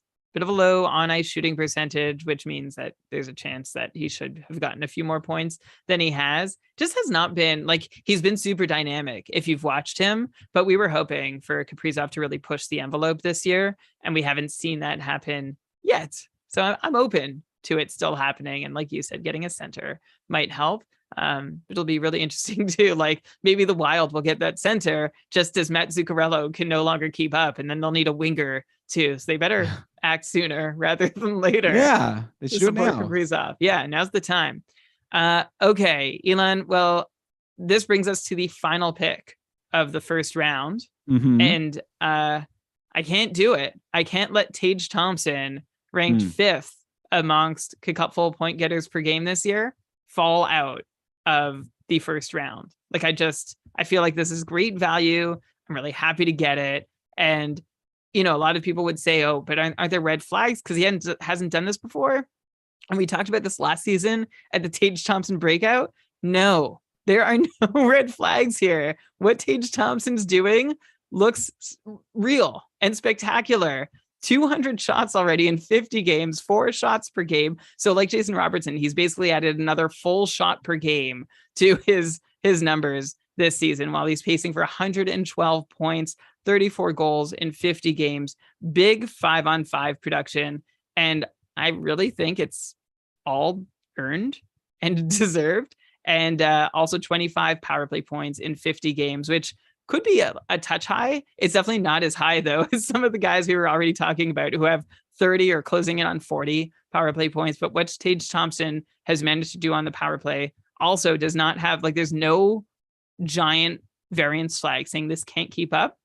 And that's been the way with Tage. And watching him, it's like, oh my gosh, yes. And I think teams don't know how to handle Tage Thompson. I think the one caveat for him next year is that teams have enough tape after this year to see what he does as this big bodied centerman, and figuring out exactly how they're gonna contain him, come up with some kind of game plan now that they have a season and a half of him dominating to key in on. That would be my red flag for Tage Thompson going forward. But like I said, I can't. There's some interesting names left on the board. Zach Hyman Elon is not one of my next few picks, so you can have him at the start of the second round if you want. But I'm very happy to grab Tage Thompson at the end of the first round. And if teams do have a book on him next season, I still think he has a dominant or near dominant performance, one that doesn't make me so sad that I grabbed him at the end of the first round. Yeah, I mean, it's rare to have a player that is capable of giving you like a 25-point cupful night. Like, he's had like 2 or 3 of them this season where he just went insane, and I wouldn't be surprised if he does it again. So yeah, Tage Thompson can't argue. I mean, I'd be nervous to take him in the first round. Why? Because I feel like, well, okay, so for example, I'll probably go Steven Stamkos next. I'm going to go Stamkos, who I don't know. Yeah, I feel comfortable. I feel warm. He's averaging almost a full point per game less in our cupful scoring than Tage Thompson. And I understand, but that's for color. No, totally. Though, again, not to, Tage Thompson has been amazing, but like since like the last month, he hasn't been like that amazing. He's just been like pretty good, like I think Stamkos probably has more points than Tage Thompson over the past month, like since he had that 3-goal hat trick, like again, 3-goal hat trick. What an idiot I am. Okay, the 3 goals against Washington, like since then he's had a couple multi-point games, but not the typical Tage Thompson that brings him to like a first round value, I think, but he's close, but he could just do it again maybe. And also he's been hurt like recently, so who knows how much of it was that. So but yeah, overall on the season, Thompson has been great, but I just don't want to buy too much on like what he's already done, because you're not going to get those games back. Yeah, we're predicting future games. But yeah, I'm definitely not arguing with you. But yeah, I was going to be boring again. You could be the cool one, and I'll be the boring guy. It's usually the opposite. It's very funny. This is a flip from our usual look. I mean, when I draft this is just how I play fantasy hockey. And like, I haven't done a snake draft in cupful for a while, but when I'm drafting in a snake draft, I like to take the guys who I'm like no concern. Like I'm talking the early rounds. In the later rounds, yeah, you take fun swings if players that like if they don't pan out, you can just drop them. But like my first round picks, give me just people that I know are going to be awesome. Maybe it's not going to end up being like the perfect pick, but it's definitely not going to be someone who's going to be like a bust, It's such a good thing I'm here for this content to be interesting tonight. Because like I am with you, Elon. Like I Stamkos versus Thompson, coin flip. And I could, depending on my mood on the day of the draft, I could easily take Stamkos over Thompson. So I hear you, but you're already heading into the second round, which means we should actually wrap up the first round. Maybe a quick summary. Sure. Let's do a summary and then we'll end the second period of this podcast. Yeah. Here, how about let me roll it out here. Okay. This is our combined first round redraft. And I'll just say that I'm the one who has Barkov. So come at me and not Brian, because I could be wrong. But McDavid, Draisaitl, McKinnon, Rantanen, Matthews, Pasternak, Kucherov, Hughes, Jack Hughes, I should say, Matthew Tkachuk, Jason Robertson, Alex Barkov, Cale Makar, Kaprizov, Tage Thompson, and then as a bonus, first pick in the second round, Steven Stamkos is the one I'm throwing in there. And that's going to do it. Hopefully people are enjoying this show so far. If you are, guess what? We're going to keep going for another, 45 minutes or so until we run out of time. We'll just keep making picks here. And then that's not going to be, though, on this episode. You're going to have to, well, if you have your podcast app set up properly, you could just roll into the next episode. You might not have to do anything, but you might have to go and just like click download for the next episode. But it's going to be there waiting for you in your feed. So hopefully you enjoyed part 1. We'll be back at you with part 2 to continue our redraft before we get back into, fantasy action starting next week. So I hope you enjoyed it. Talk to you soon.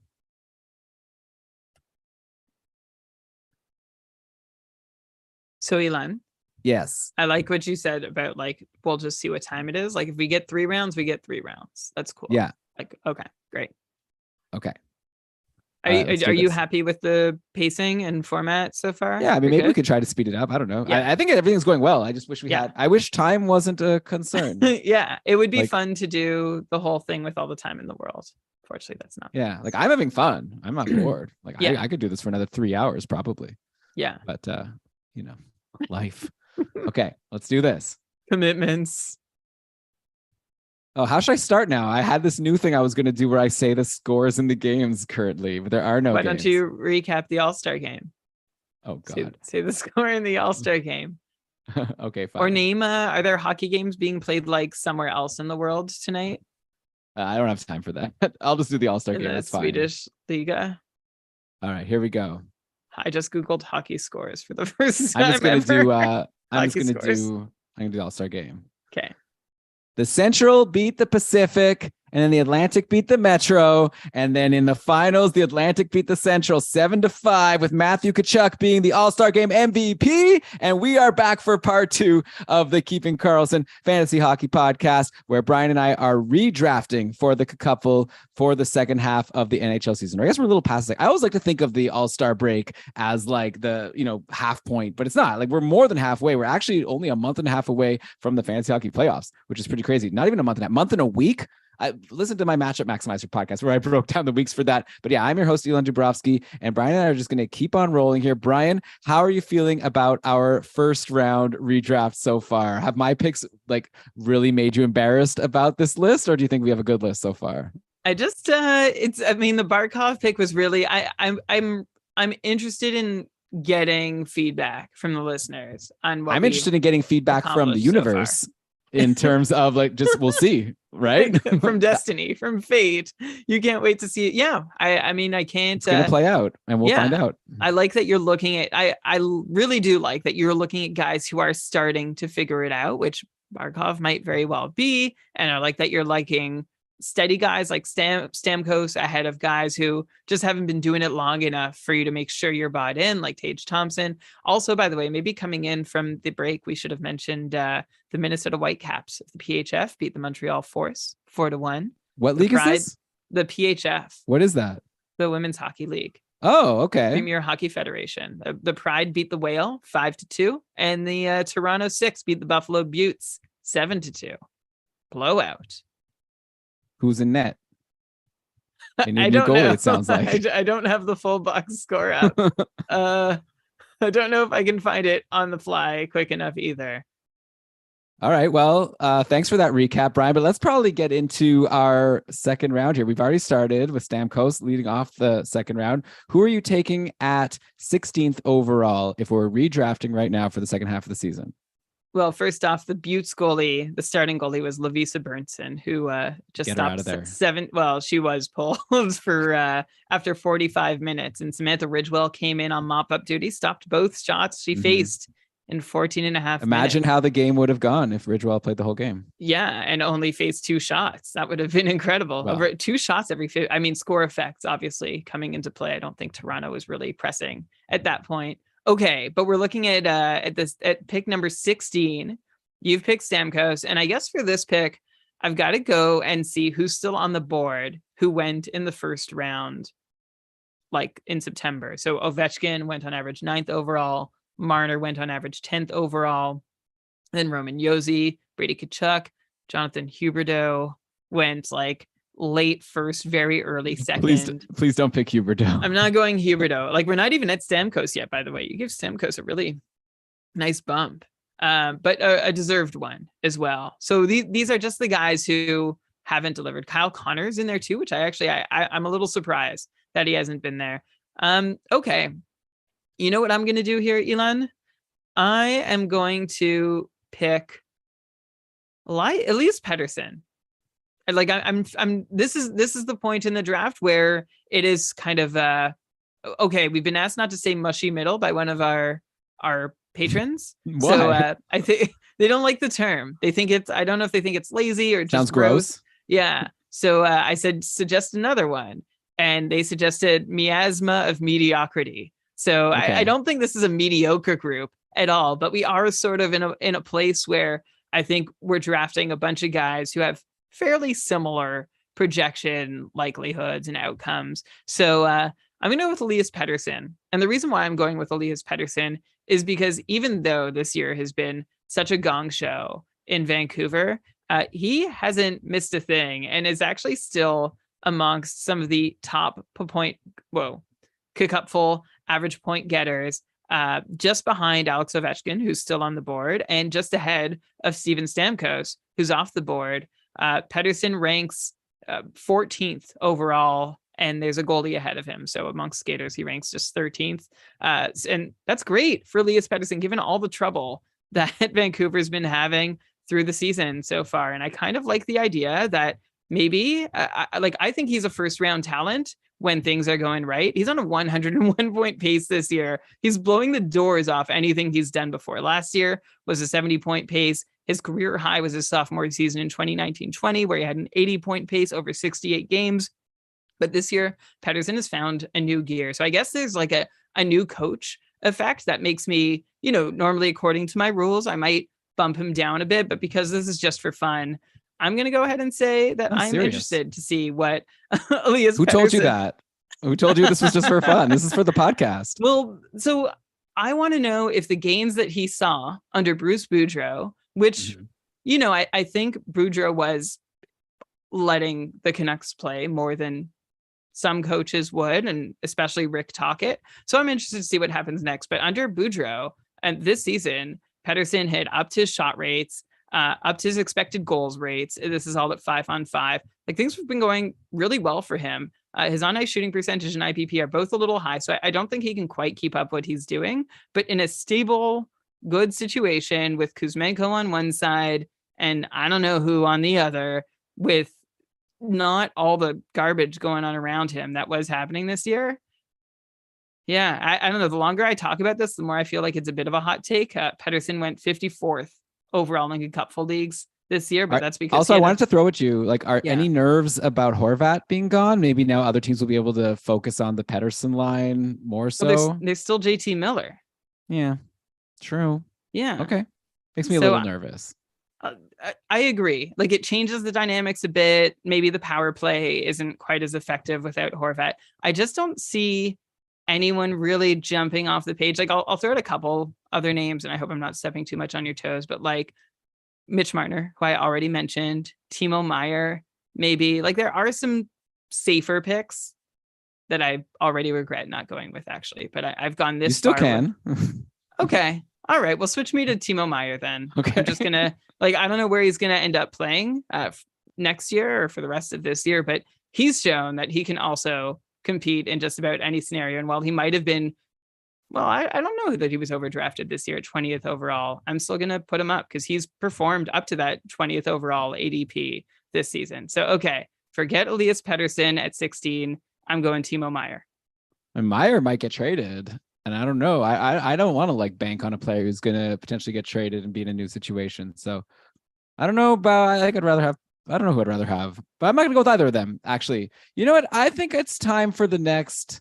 Maybe the next defenseman should go off the board. That's actually where I'm thinking in this miasma of mediocrity, where like there's a bit of a flag on every guy. A good cop out draft strategy here is to go to the D. So I think I know who you're going for, but you confirm.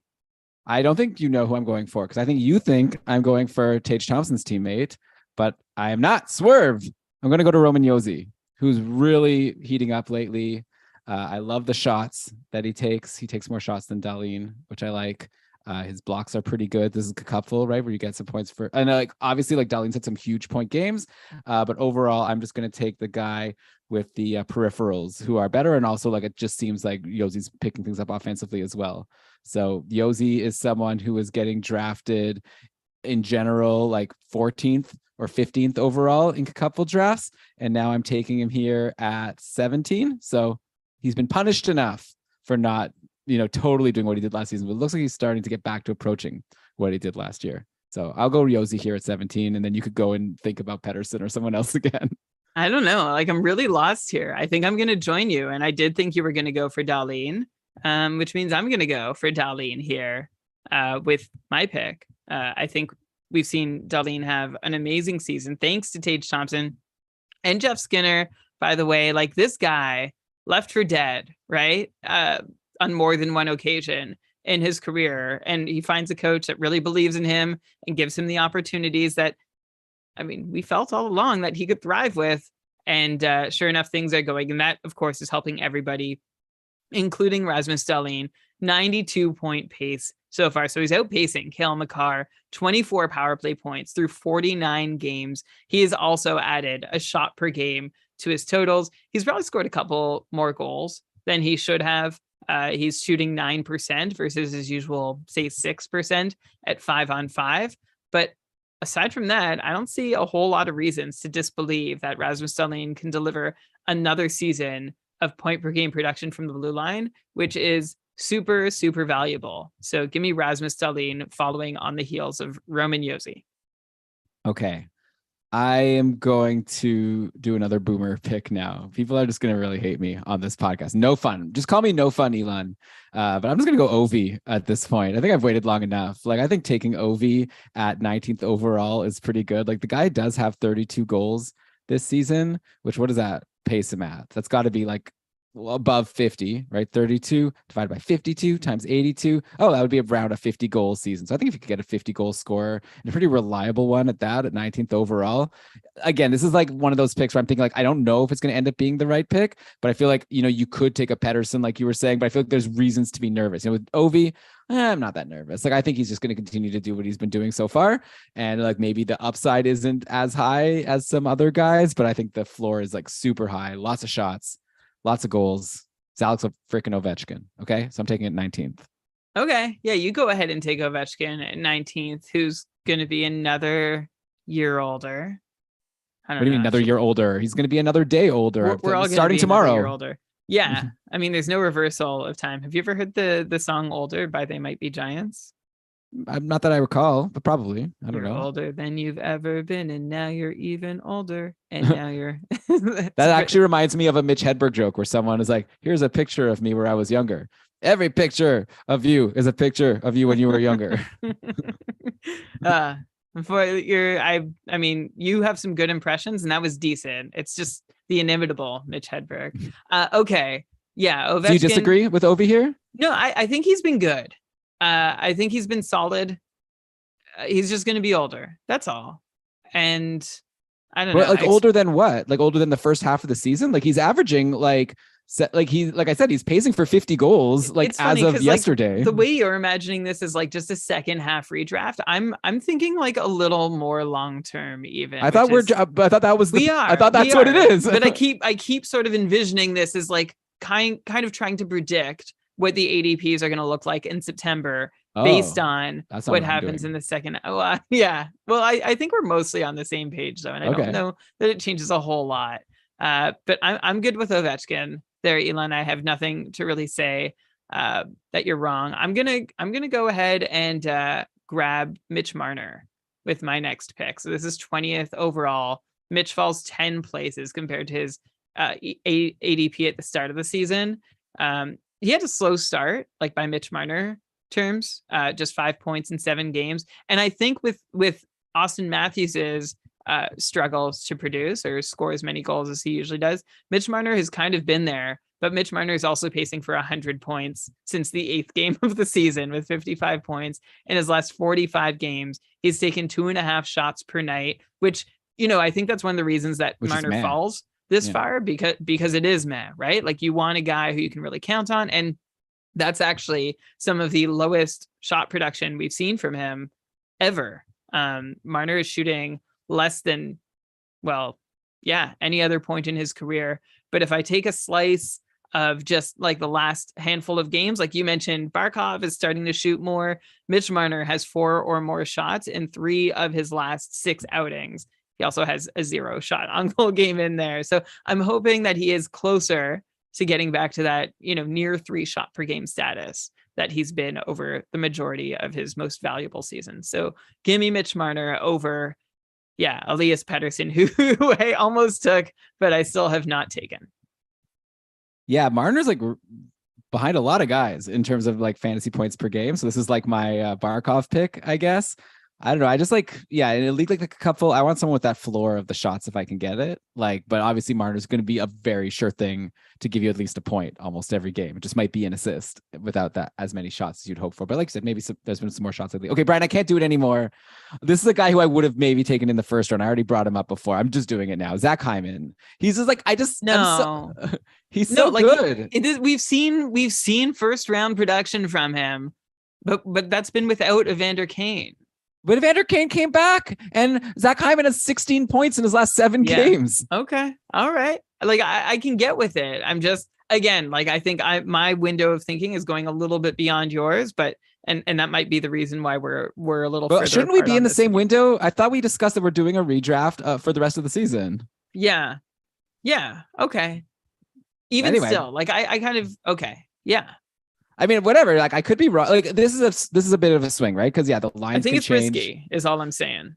Might be, but like, it's also risky to not take him because you might be giving up on like the hottest player in the league behind his line mates. Like, so at some point you just got to go with it. And I don't know. I'll be curious to see how this goes, but I think that. I mean, again, okay, his last game, a goal and 2 assists versus Chicago, like 3 shots. He had like a goal and 3 assists against Vancouver recently with 5 shots, 2 goals against Tampa. Like every game, he's getting 2-3 points. Like I can't let this stand. Like, I'm sorry. I'm taking Hyman. No need to apologize. Zach Hyman has earned that sort of pull that you're giving him. So all right, you know what? I changed my mind now. I'm seeing here Adam saying it's a big swing. You're convincing me. I feel bad now. You know what? Give me Brady Tkachuk. Okay. I'm going Brady. So I'm going to take Hyman with my next pick. I'm going to lock him in as, okay, Brady Tkachuk's going 21. Zach Hyman's going 23 because I know you're not taking it 22. So I'll let you make 2 picks now. But I guess like now that I think about it more, Brady is having a very similar season to Zach Hyman. Like overall, they're pretty close actually in a couple points per game. And Brady Tkachuk doesn't have to worry about deployment. And also Brady has, been doing really good lately. He had a goal and assist in his most recent game against Montreal. He's had 4 shots in each of his last 3 games. Again, like I love the fact that he, like in a couple of drafts, I think he was getting taken ahead of Matthew, or at least like close to him. And I don't think he has the same offensive ceiling for sure, but with all those peripherals, he's going to help you every single day. So fine. I think you agree with me more here anyway. So I'll go Brady at 21, but I am taking Hyman at 23. Yeah, if you're talking floor guys, Brady is your floor guy, right? He's my floor guy. He's everyone's floor guy. He's gonna shoot. He's gonna hit. His finishing is still not there. Like over the last couple of years, it was like, oh yeah, Brady Kachuk, low shooting percentage. I think there's upside here because his expected goal numbers are really high. But and usually when someone's expected goal numbers are really high, you expect him to eventually meet those. Most players, if anything, when the expected goals don't line up, they're outperforming their expected goals, like some of the elite goal scorers, because there's something that extra that they're doing that isn't quite captured by the stat yet. But Brady is one of those guys on the other side who consistently underperforms his expected goals, and maybe that just does mean that there's some element of finish that is missing from Brady's game. But still, that just makes it a real gift when he does finish on top of the beautiful floor of hits and shots that Brady gets you. Okay, Elon, well, you have gone ahead and picked Brady Kachuk and Zach Hyman. So like, oh, you're right. I wasn't going to pick Hyman anyway. So you know what? I'm going to make two picks at once as well. I'm going to get Elias Pettersson out of the way at 24 after Zach Hyman, and then go back to 22. And I'm going to say part of me thinks that I might have picked the wrong Maple Leaf in Mitch Marner compared to William Nylander, who is performing better in a couple points per game this year and like has taken his shooting game to a whole other level. Yeah, I don't know. Anyway, that's not even my pick here. I'm just reconsidering. This is the point where you start second guessing yourself. Elon, rest of season, I think I'm looking at Kyle Connor for the rest of the season. He's got 50. He had a cold start, and remember going into the season, we were a little worried about him and a new coach, and Kyle Connor, someone who does not have the best reputation for being defensively responsible. And with Rick Bowness coming to town, we were worried about exactly what that would mean for him. However, he after that really cold start, where what did he do? He had one goal over his first 9 games and 3 assists to go with it, and was shooting like decently, but still not quite as much as we'd hoped. Kyle Connor now has 55 points in his last 43 games, including 23 goals. He's shooting where we want him to shoot. He's taking almost as many shots as we'd like, but not quite as many as last year's high career watermark of 4 shots per game this season. Especially lately, he's right around 3.5 shots, maybe a touch higher. But Kyle Connor in September was being drafted on average at 17th overall. And I think he's a pretty good get here at 22nd overall. Like we're getting to the point of the draft where all the guys who we did we inserted other guys in front of, and they're falling to the second round. Now it's like, yeah, I feel pretty good about this second round pick. So that's how I feel about Kyle Connor. No, I think it's a good pick here. Okay, so to recap, since we kind of did things in a weird order here, that means 20th is Marner, 21 Brady Kachuk, 22 Kyle Connor, 23 Zach Hyman, 24 Elias Pettersson. The chat's not loving my Hyman pick, but time will tell. Maybe I'm wrong. Just a hunch. Gotta have some fun here. But okay, Brian, we've done 24 picks to go. We'll see how many more we can get in the next half hour. But let's take a quick break here. We're done the third period. I think we're tied. We're going to be going to overtime. So hope everyone's enjoying the show so far. We're going to hear a quick word from our sponsors. Brian, you think a lot of people are going to be hearing that ad that you hate so much? Or do you think that, or are we done with that one now? No, that one only plays in the pre-roll. Like that only plays the second you start the podcast. Oh, okay. All right. So hopefully you're past that annoying ad that Brian hates. All right. Have you ever been making a podcast? Don't give them any. Okay, good. And then been thinking, I wonder if I could have a podcast. No, wait, sorry. Let me say it again. Let me try again. Wait. Okay. Have you ever been listening to a podcast and thought to yourself, could I have a podcast? Well, maybe you could have a podcast. All you need to do is buy a microphone and you might have a podcast too. Have you ever been thinking that you're listening to a podcast, but it turns out to be an ad that's mimicking the cadence of a podcast that you really like? Brian likes ads that are more like the African Lion Safari. Come on to the place where you get to see all the. They're insulting me. They're telling me they're insulting you with the silly songs. I think. At least they're not. No, I disagree with you. Give me the big jingle. I feel like the Make one it that's just clear it's an saying ad. I like the one that's just like saying something to me. It's like, okay, you've told me your opinion with a good microphone. I'm not going to complain about that. Do you remember you listened to Startup, right? The like Yeah. way back. I And really this is something that I uh-huh. think I remember from when Gimlet Media started taking ads. They're like, we're gonna play a funky little jingle underneath the ad, so you know it's an ad. Like I think it's on the up and up to let people know that you're listening to an ad. Yeah, but it's the pre-roll. So people know that there's going to be a pre-roll before the show starts. I don't know. Anyway, Brian, we haven't even gone to the commercial. Okay. So with all that, enjoy your commercial. We'll be back to continue this draft in just I a hope second. it's a good one. All right. We are back. Hope that was everything you wanted it to be in an ad break. We've drafted 1.5 rounds so far, and I'm hoping that we're gonna be able to draft. I don't know. I shouldn't have gone back there. Sorry. Yeah, Brian, we're done. This is an old joke at this point. Yeah, my bad. So let's just move forward here, and I'm just going to make a pick that you're going to be annoyed at because I am going boomer again. Give me one of the greatest players of all time. I took Ovi recently. Give me Sid the Kid, who's having an amazing year. Like he's right up there with the remaining available players in terms of points per game this season. So it's not even like I'm taking a swing. Crosby's crushing it. And like overall on the season, he's doing really well. He has 60 points in 49 games, but recently he's been even better. 12 points in his last 7. I don't know. He's amazing. He's Sidney Crosby. And we're talking getting him in the end of the second round. That's how you win your league. Maybe I should have had him ahead of Zach Hyman, but here we are. 25th overall, Sidney Crosby is my pick. Yeah, I like that a lot. That's probably where I would have gone too. Like you want a solid rock, and Crosby is a solid rock. He's basically producing exactly the same as he was last season. Elon, you're getting him actually 1 or 2 spots ahead of where he was drafted this season, according to his ADP. So yeah, nothing not to like about Sidney Crosby as ever. I'm stalling just a little because there's someone I like who's still on the board who went in the same neighborhood as Crosby. I'll just name him. It's Jake Gensel. And I'm trying to figure out if I want him here. I think I do, but he still has not started shooting like fully the way we expect him to again. Right? Like we've been curious about why he had like 5 games in a row where he only took 1 shot, which is like had to be a career low for 5 game shot totals, and he hasn't totally bounced back yet.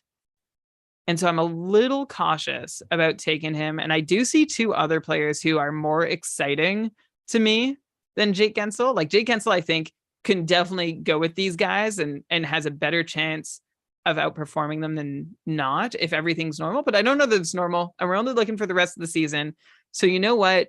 Give me William Nylander, who's taken, as I already mentioned, 3.5 shots per game, on pace for 93 points.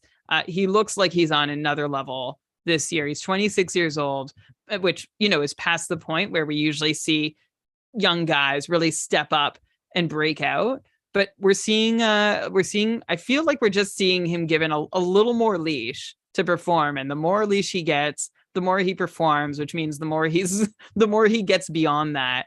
I don't know what else to say. Elon, I like his shot rates. I like that he's shooting more than usual. I like that he's pacing for over 90 points. Like I said, I could make an argument that Nylander is potentially worth more in our format because of his shots on goal than Mitch Marner. And I guess it's between Nylander and Gensel. I'll just take the guy who's already doing the thing that I hope Gensel will do, because Gensel is not yet doing that. So yeah, give me Nylander. There you go. Yeah. I probably would have taken Nylander over Marner. If I wouldn't have had Marner that high. I agree with you. Nylander's awesome. But I think there's someone even more awesome. But like, I'm happy with Nylander here. I'm not arguing with you, but I think the pick here is Sebastian Aho. I'm actually, if I'm drafting and now we're just ending the second round. So Nylander went at 26, Sebastian Aho at 27, and Aho is having a pretty good season. But Brian, have you been keeping up with what Aho's done recently? He's scored goal. I didn't let you answer. Have you? I'm sure the answer is yes. You're Brian. You're the fantasy hockey robot. He's been doing great. He's insane. He's got goals in 6 straight games. One of them was a hat trick. One of them was a 2-goal game. we're looking at 9 points in his last 6 games, and they're all goals. And this isn't just like a thing where, oh, like one of these guys who's like getting like he's Sebastian Aho, like he's probably gonna get assist. Like before that on the season, he was getting a lot of assists. It's not as if he's just like a Victor Olofsson or Eli Tolvanen who like only scores. Like it's exciting to see him getting all these goals to go along with his point per game he was like putting up before this run. So yeah, he's like top player on his team. He's amazing. You're getting him at the end of the second round. You're happy. Sebastian Aho, now above a point per game, and I think he's going to keep on surging around that level, if not a bit higher. Yeah, 9 goals on Aho's last 23 shots. So like but one of those games, he took 9 shots. That's awesome. And that's not very Sebastian Aho like. Like Aho is funny because like he really is this super even keel, like 80 like point per game player. Maybe he'll get you a couple more, but that's it. And he's playing in a way that really stands out, which is not a way that he often plays. One curious thing in Aho's numbers, Elon, that I think I like about this pick too, and looking at his value going forward through the rest of the season, is that his power play numbers are probably the lowest amongst all the guys that we've spoken about so far tonight. He has just 12 power play points this season in 44 games, which still means he's pacing for like a healthy 22, 23 power play points. That's great for Aho, but he's generally supposed to be doing a little better than that. And maybe it's because his points participation is down a little bit on the power play. So is his shooting percentage, even though his shot selection seems to be pretty consistent with past years. So, hey, if there was a chance that Aho was ever going to hit 90 points, this is about as close as it gets. So I like that pick for Sebastian Aho. Elon, after Aho, I'm going to take somebody else who looks like he could have a chance at hitting 90 points for the first time in his career, and that's my vote.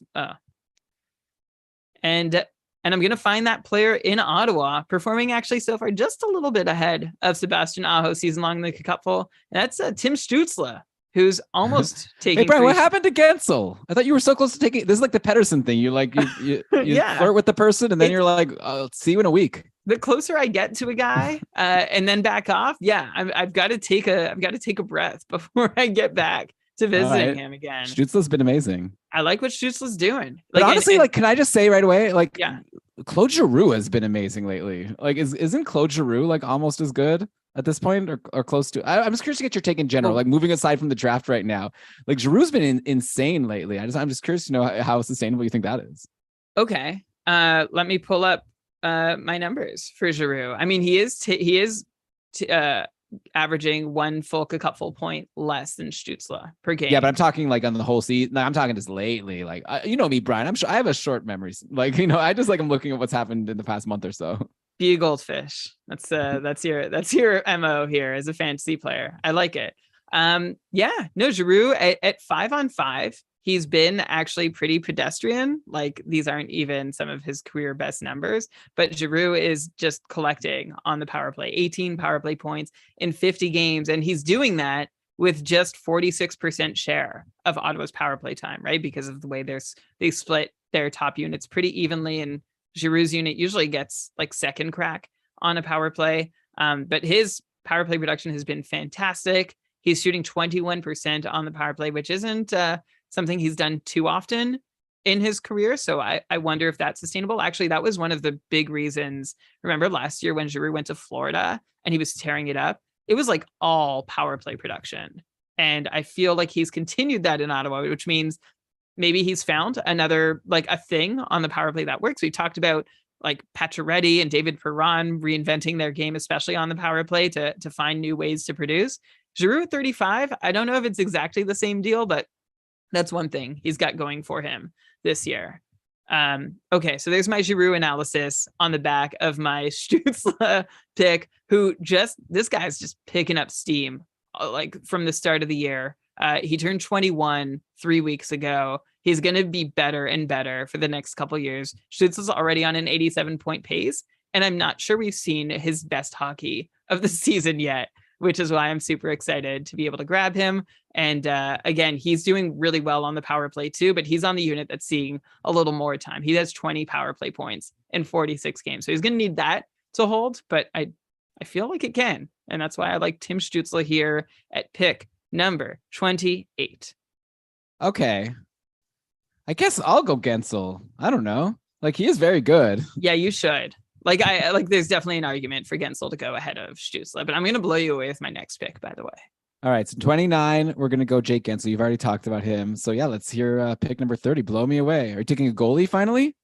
No, I've actually filtered the goalies out of my spreadsheet. Like, no goalies. I'm not interested. It's too hard to predict.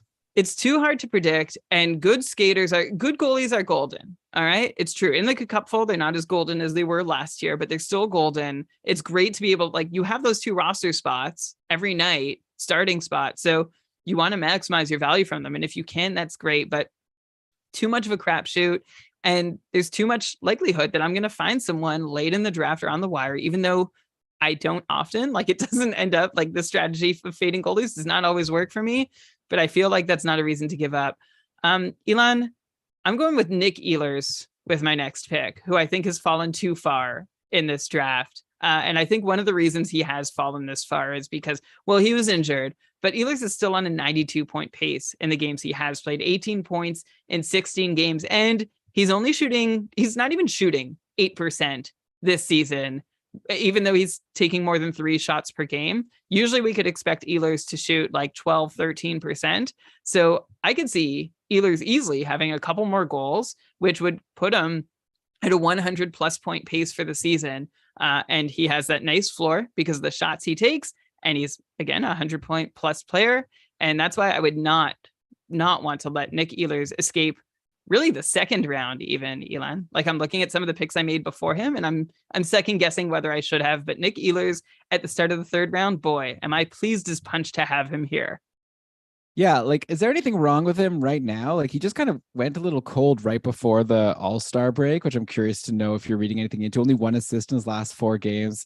Couple 2-shot games in there. I guess obviously not something that's worrying you. I'm seeing also only 33% power play time the last game. Let me just verify that nothing crazy is going on here. So Winnipeg in the last game with 4 minutes of power play time too. Somehow he only had the 34% share of the minutes. Tell us how that worked. Well, I'm seeing that Wheeler, Scheifele, Dubois, Connor. So yeah, for part of the game it was Wheeler, Scheifele, Ehlers, Dubois. So Connor, I don't know what they're doing. Anyway, normally Wheeler is the one who's been off the top power play, but in this game, Ehlers was off it for a lot of it. So we'll have to see moving forward. Obviously, that would make a big change. We know that Ehlers is not a stranger to not being on the top power play. But yeah, assuming he stays on the top power play, I think it's a good pick. But I don't want to, make people nervous at this point just because of one game. Let's see how things go after the break. But Blake Wheeler is also good on the power play, right? Like, there's Andrea in the chat has mentioned that Ehlers spent a little time on the 4th line.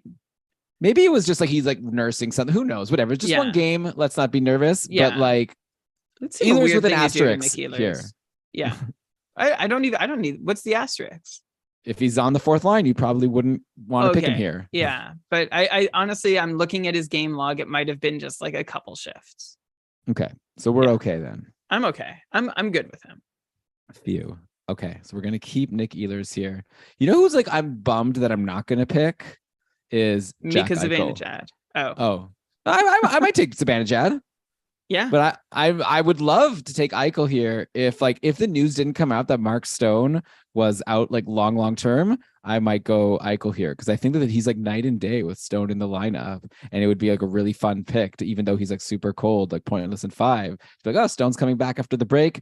He's gonna get rolling for sure, but I just can't bank on that. So I don't know if he's even gonna get picked at all because we only have another 10 minutes to go, and I think we have too many good players. But obviously, okay, Brian, I'm gonna make a pick now that's pretty far down the list. I like Zibanejad. That was actually a fun pick. But I don't know why he's fallen so far. But Brad Marchand, remember him? Always getting taken in the first round. Yeah. Why is he? What's I guess like okay. So he's down a bunch of his cupful production. He's only pacing for 88 points this season. Last season, he paced for 94 before he was like a 100-point guy. I think if anyone's going to bounce back in the second half to do more like what he used to do, like I just have a lot of faith in Brad Marchand. So again, this is one of my classic floor picks where, I could take, I think Zibanejad's also a good floor pick, but there's like Tim Stützle, for example. Maybe Stützle's better than Marchand at this point, but I'd still take Marchand, I think, just because he's someone I can set my watch to for sure. So, but I'm, not to poo-poo the Stützle pick, but I think at 31, you're not complaining by getting Brad Marchand here. So that's where I'm going. Yeah, and I'm looking at his numbers. I wonder if maybe, because Boston split their top two lines for a lot of the season. So maybe that line is being his even strength ice time though is the same as in the past. He is. Don't forget, Jake DeBrusk is coming back now, so maybe that'll help that line. He was doing so well there. Yeah, maybe. Although, Marchand's shot rates at 5-on-5 have dropped like a fair deal. So it's interesting. Yeah, I'm not sure. I'm not sure what to expect from Marchand in the second half, same or better. But this would be. He's 34 years old. He turns 35 in May, but this is age 34 season. He's on pace for his third consecutive year of decline. Going back to 2 seasons before, 107-point pace. Last year, 94-point pace. This season so far, an 88-point pace. So I guess we'll he's one to keep an eye because it doesn't feel like Marchand is doing not great. But if you look at the numbers, he's not up there with a lot of the guys who are still on the board. The guys, by the way, you're not mad getting him here though, right? No. Oh no. I'm definitely I'm not gonna look away and and think I can do a whole lot better than Brad Marchand here. And also just echoing your take on Eichel. Yeah, I'm worried about him. I heard on Short Shifts, they were talking about how are we seeing the same pattern that we saw in Buffalo? And I did see Jesse Granger, the Vegas beat writer. Someone asked him a mailbag question being like, what do you make of Eichel's body language? Is he a bad influence? Are things not going well? Do his teammates not like him? And Granger said that sometimes Eichel will come back and look up to the sky when he's had a bad shift or something bad has happened. And you might notice it more. You might do it a little more often. Than a religious thing? No, just that sucks. Oh. Yeah. You can tell he's frustrated or you read into it, right? You see a guy who's not doing that well and he's looking oh, come on, this sucks. Anyway, Granger said not to read into it very much at all and to just be happy with, or not be happy, but it seems like Eichel is happy and that his teammates still like him and that it's just a rough patch. And but I'm with you. Without Mark Stone, I'm a little worried because I'm not sure exactly how that situation turns around. Just wait one sec. I really need some water. All right. So Brian, at this point, we have done 31 picks. We're running out of time here. So let's go to 35. This is going to be a top 35. Or wait, I guess if we're doing it based on rounds, no, that would be too long. Let's just do a top. Okay. Yeah. How about we just do a quick, how about we rapid fire some picks? I don't have it in my head that quick. Let's do 2 more each. And I think that's good. Well, 35. Okay. Do you need to 35. Call it now or can we just keep going? I need to go in 5 minutes. Okay. So let me say that again after the break. Brian, we've been going for over 2 hours here. All right. What is that? Oh, you're saying it to me as if you're surprised. Oh no, I just talked about. Oh, was that to me? This is off the air. Oh, okay. Yeah. I thought that was on air. Okay. Okay. I'm that's a weird way to come back in. Okay, so I'm gonna say. Okay.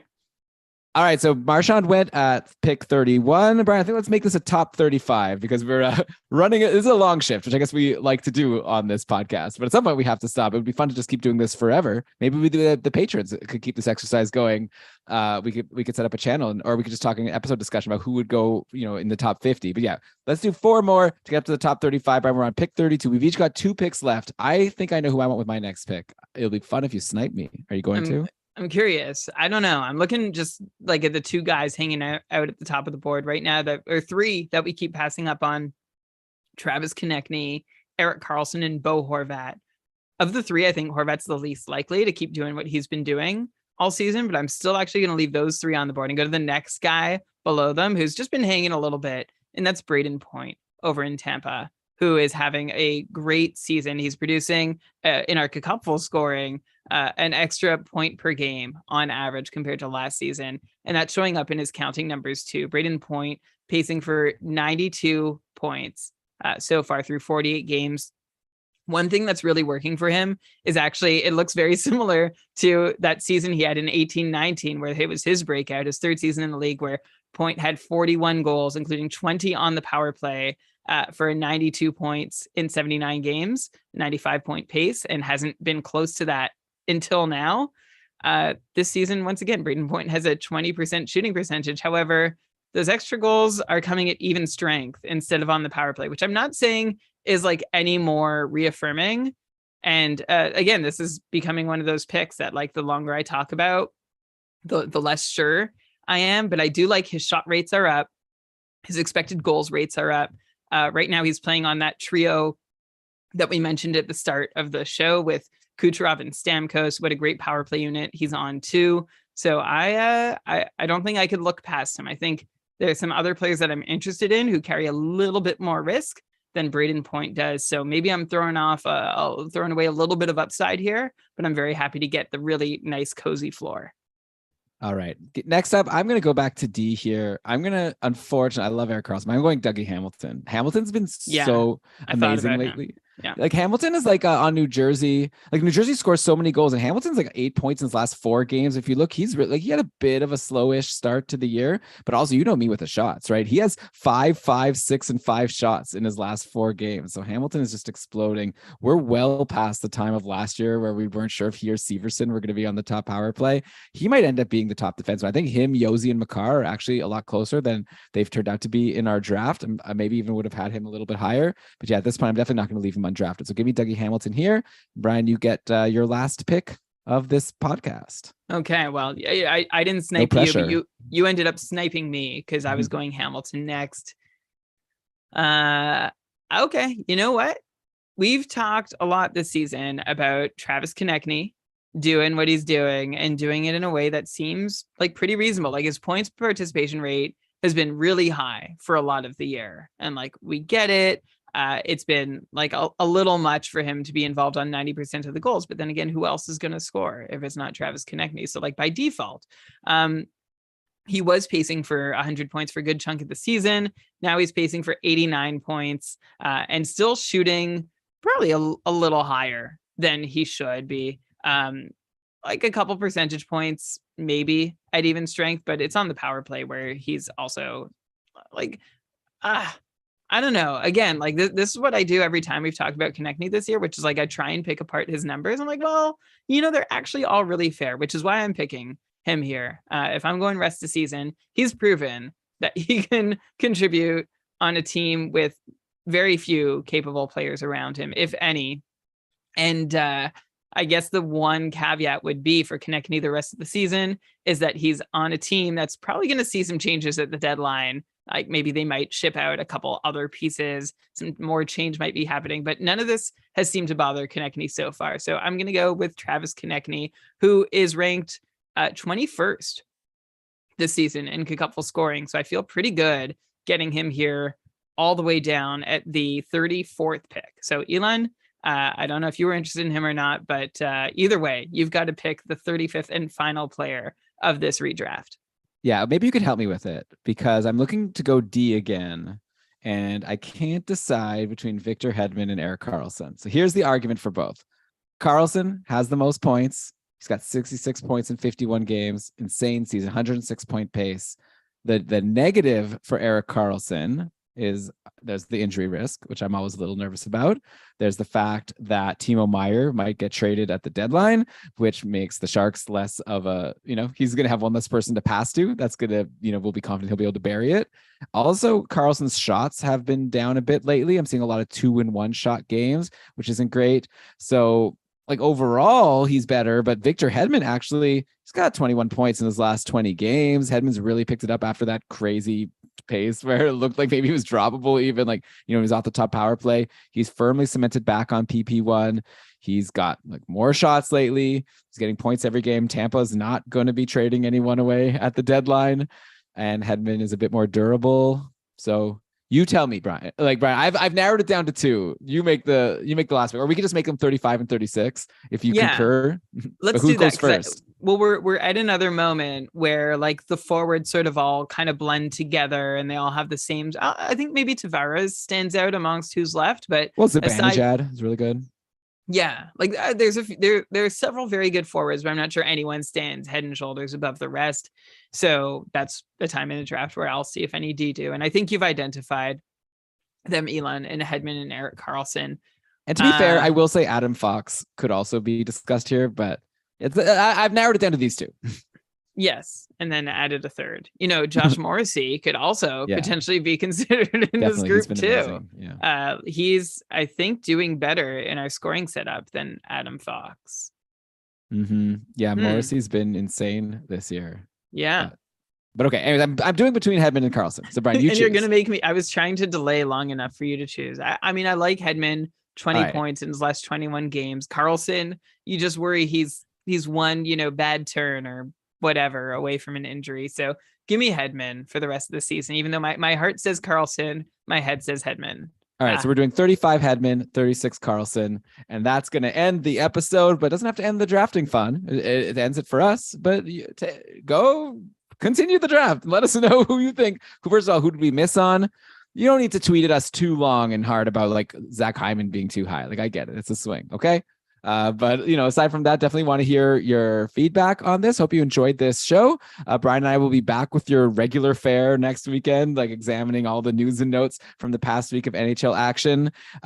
In between now and then, though, of course, you're going to have a couple short shifts episodes with the great Louis Ezekiel being joined in one of the shows by Jeremy, one of the shows by Shams. What a dynamic trio we have over there. Then I'll be back with a matchup maximizer to look at the following week's matchup and who we should be adding and maybe dropping to maximize the number of games played. So yeah, make sure you subscribe to Keeping Karlsson to get all this good stuff that we keep throwing out at you. Brian, our download numbers go down around this time of year, which on one hand is a bit of a bummer, but if you're listening to this, just know that you're special because you're not one of these people that's, burning hot at the start. You're excited. And then by this time you're like, my season, like if you're listening, it's either because you're, still doing well in your league and need the advice, or you just are someone who's a hardcore fantasy player that's not, Johnny come lately, like, oh, just like coming to take a look. And now I'm back into the, I'm excited about the Super Bowl or whatever. So thanks so much for still listening to the shows all throughout the season.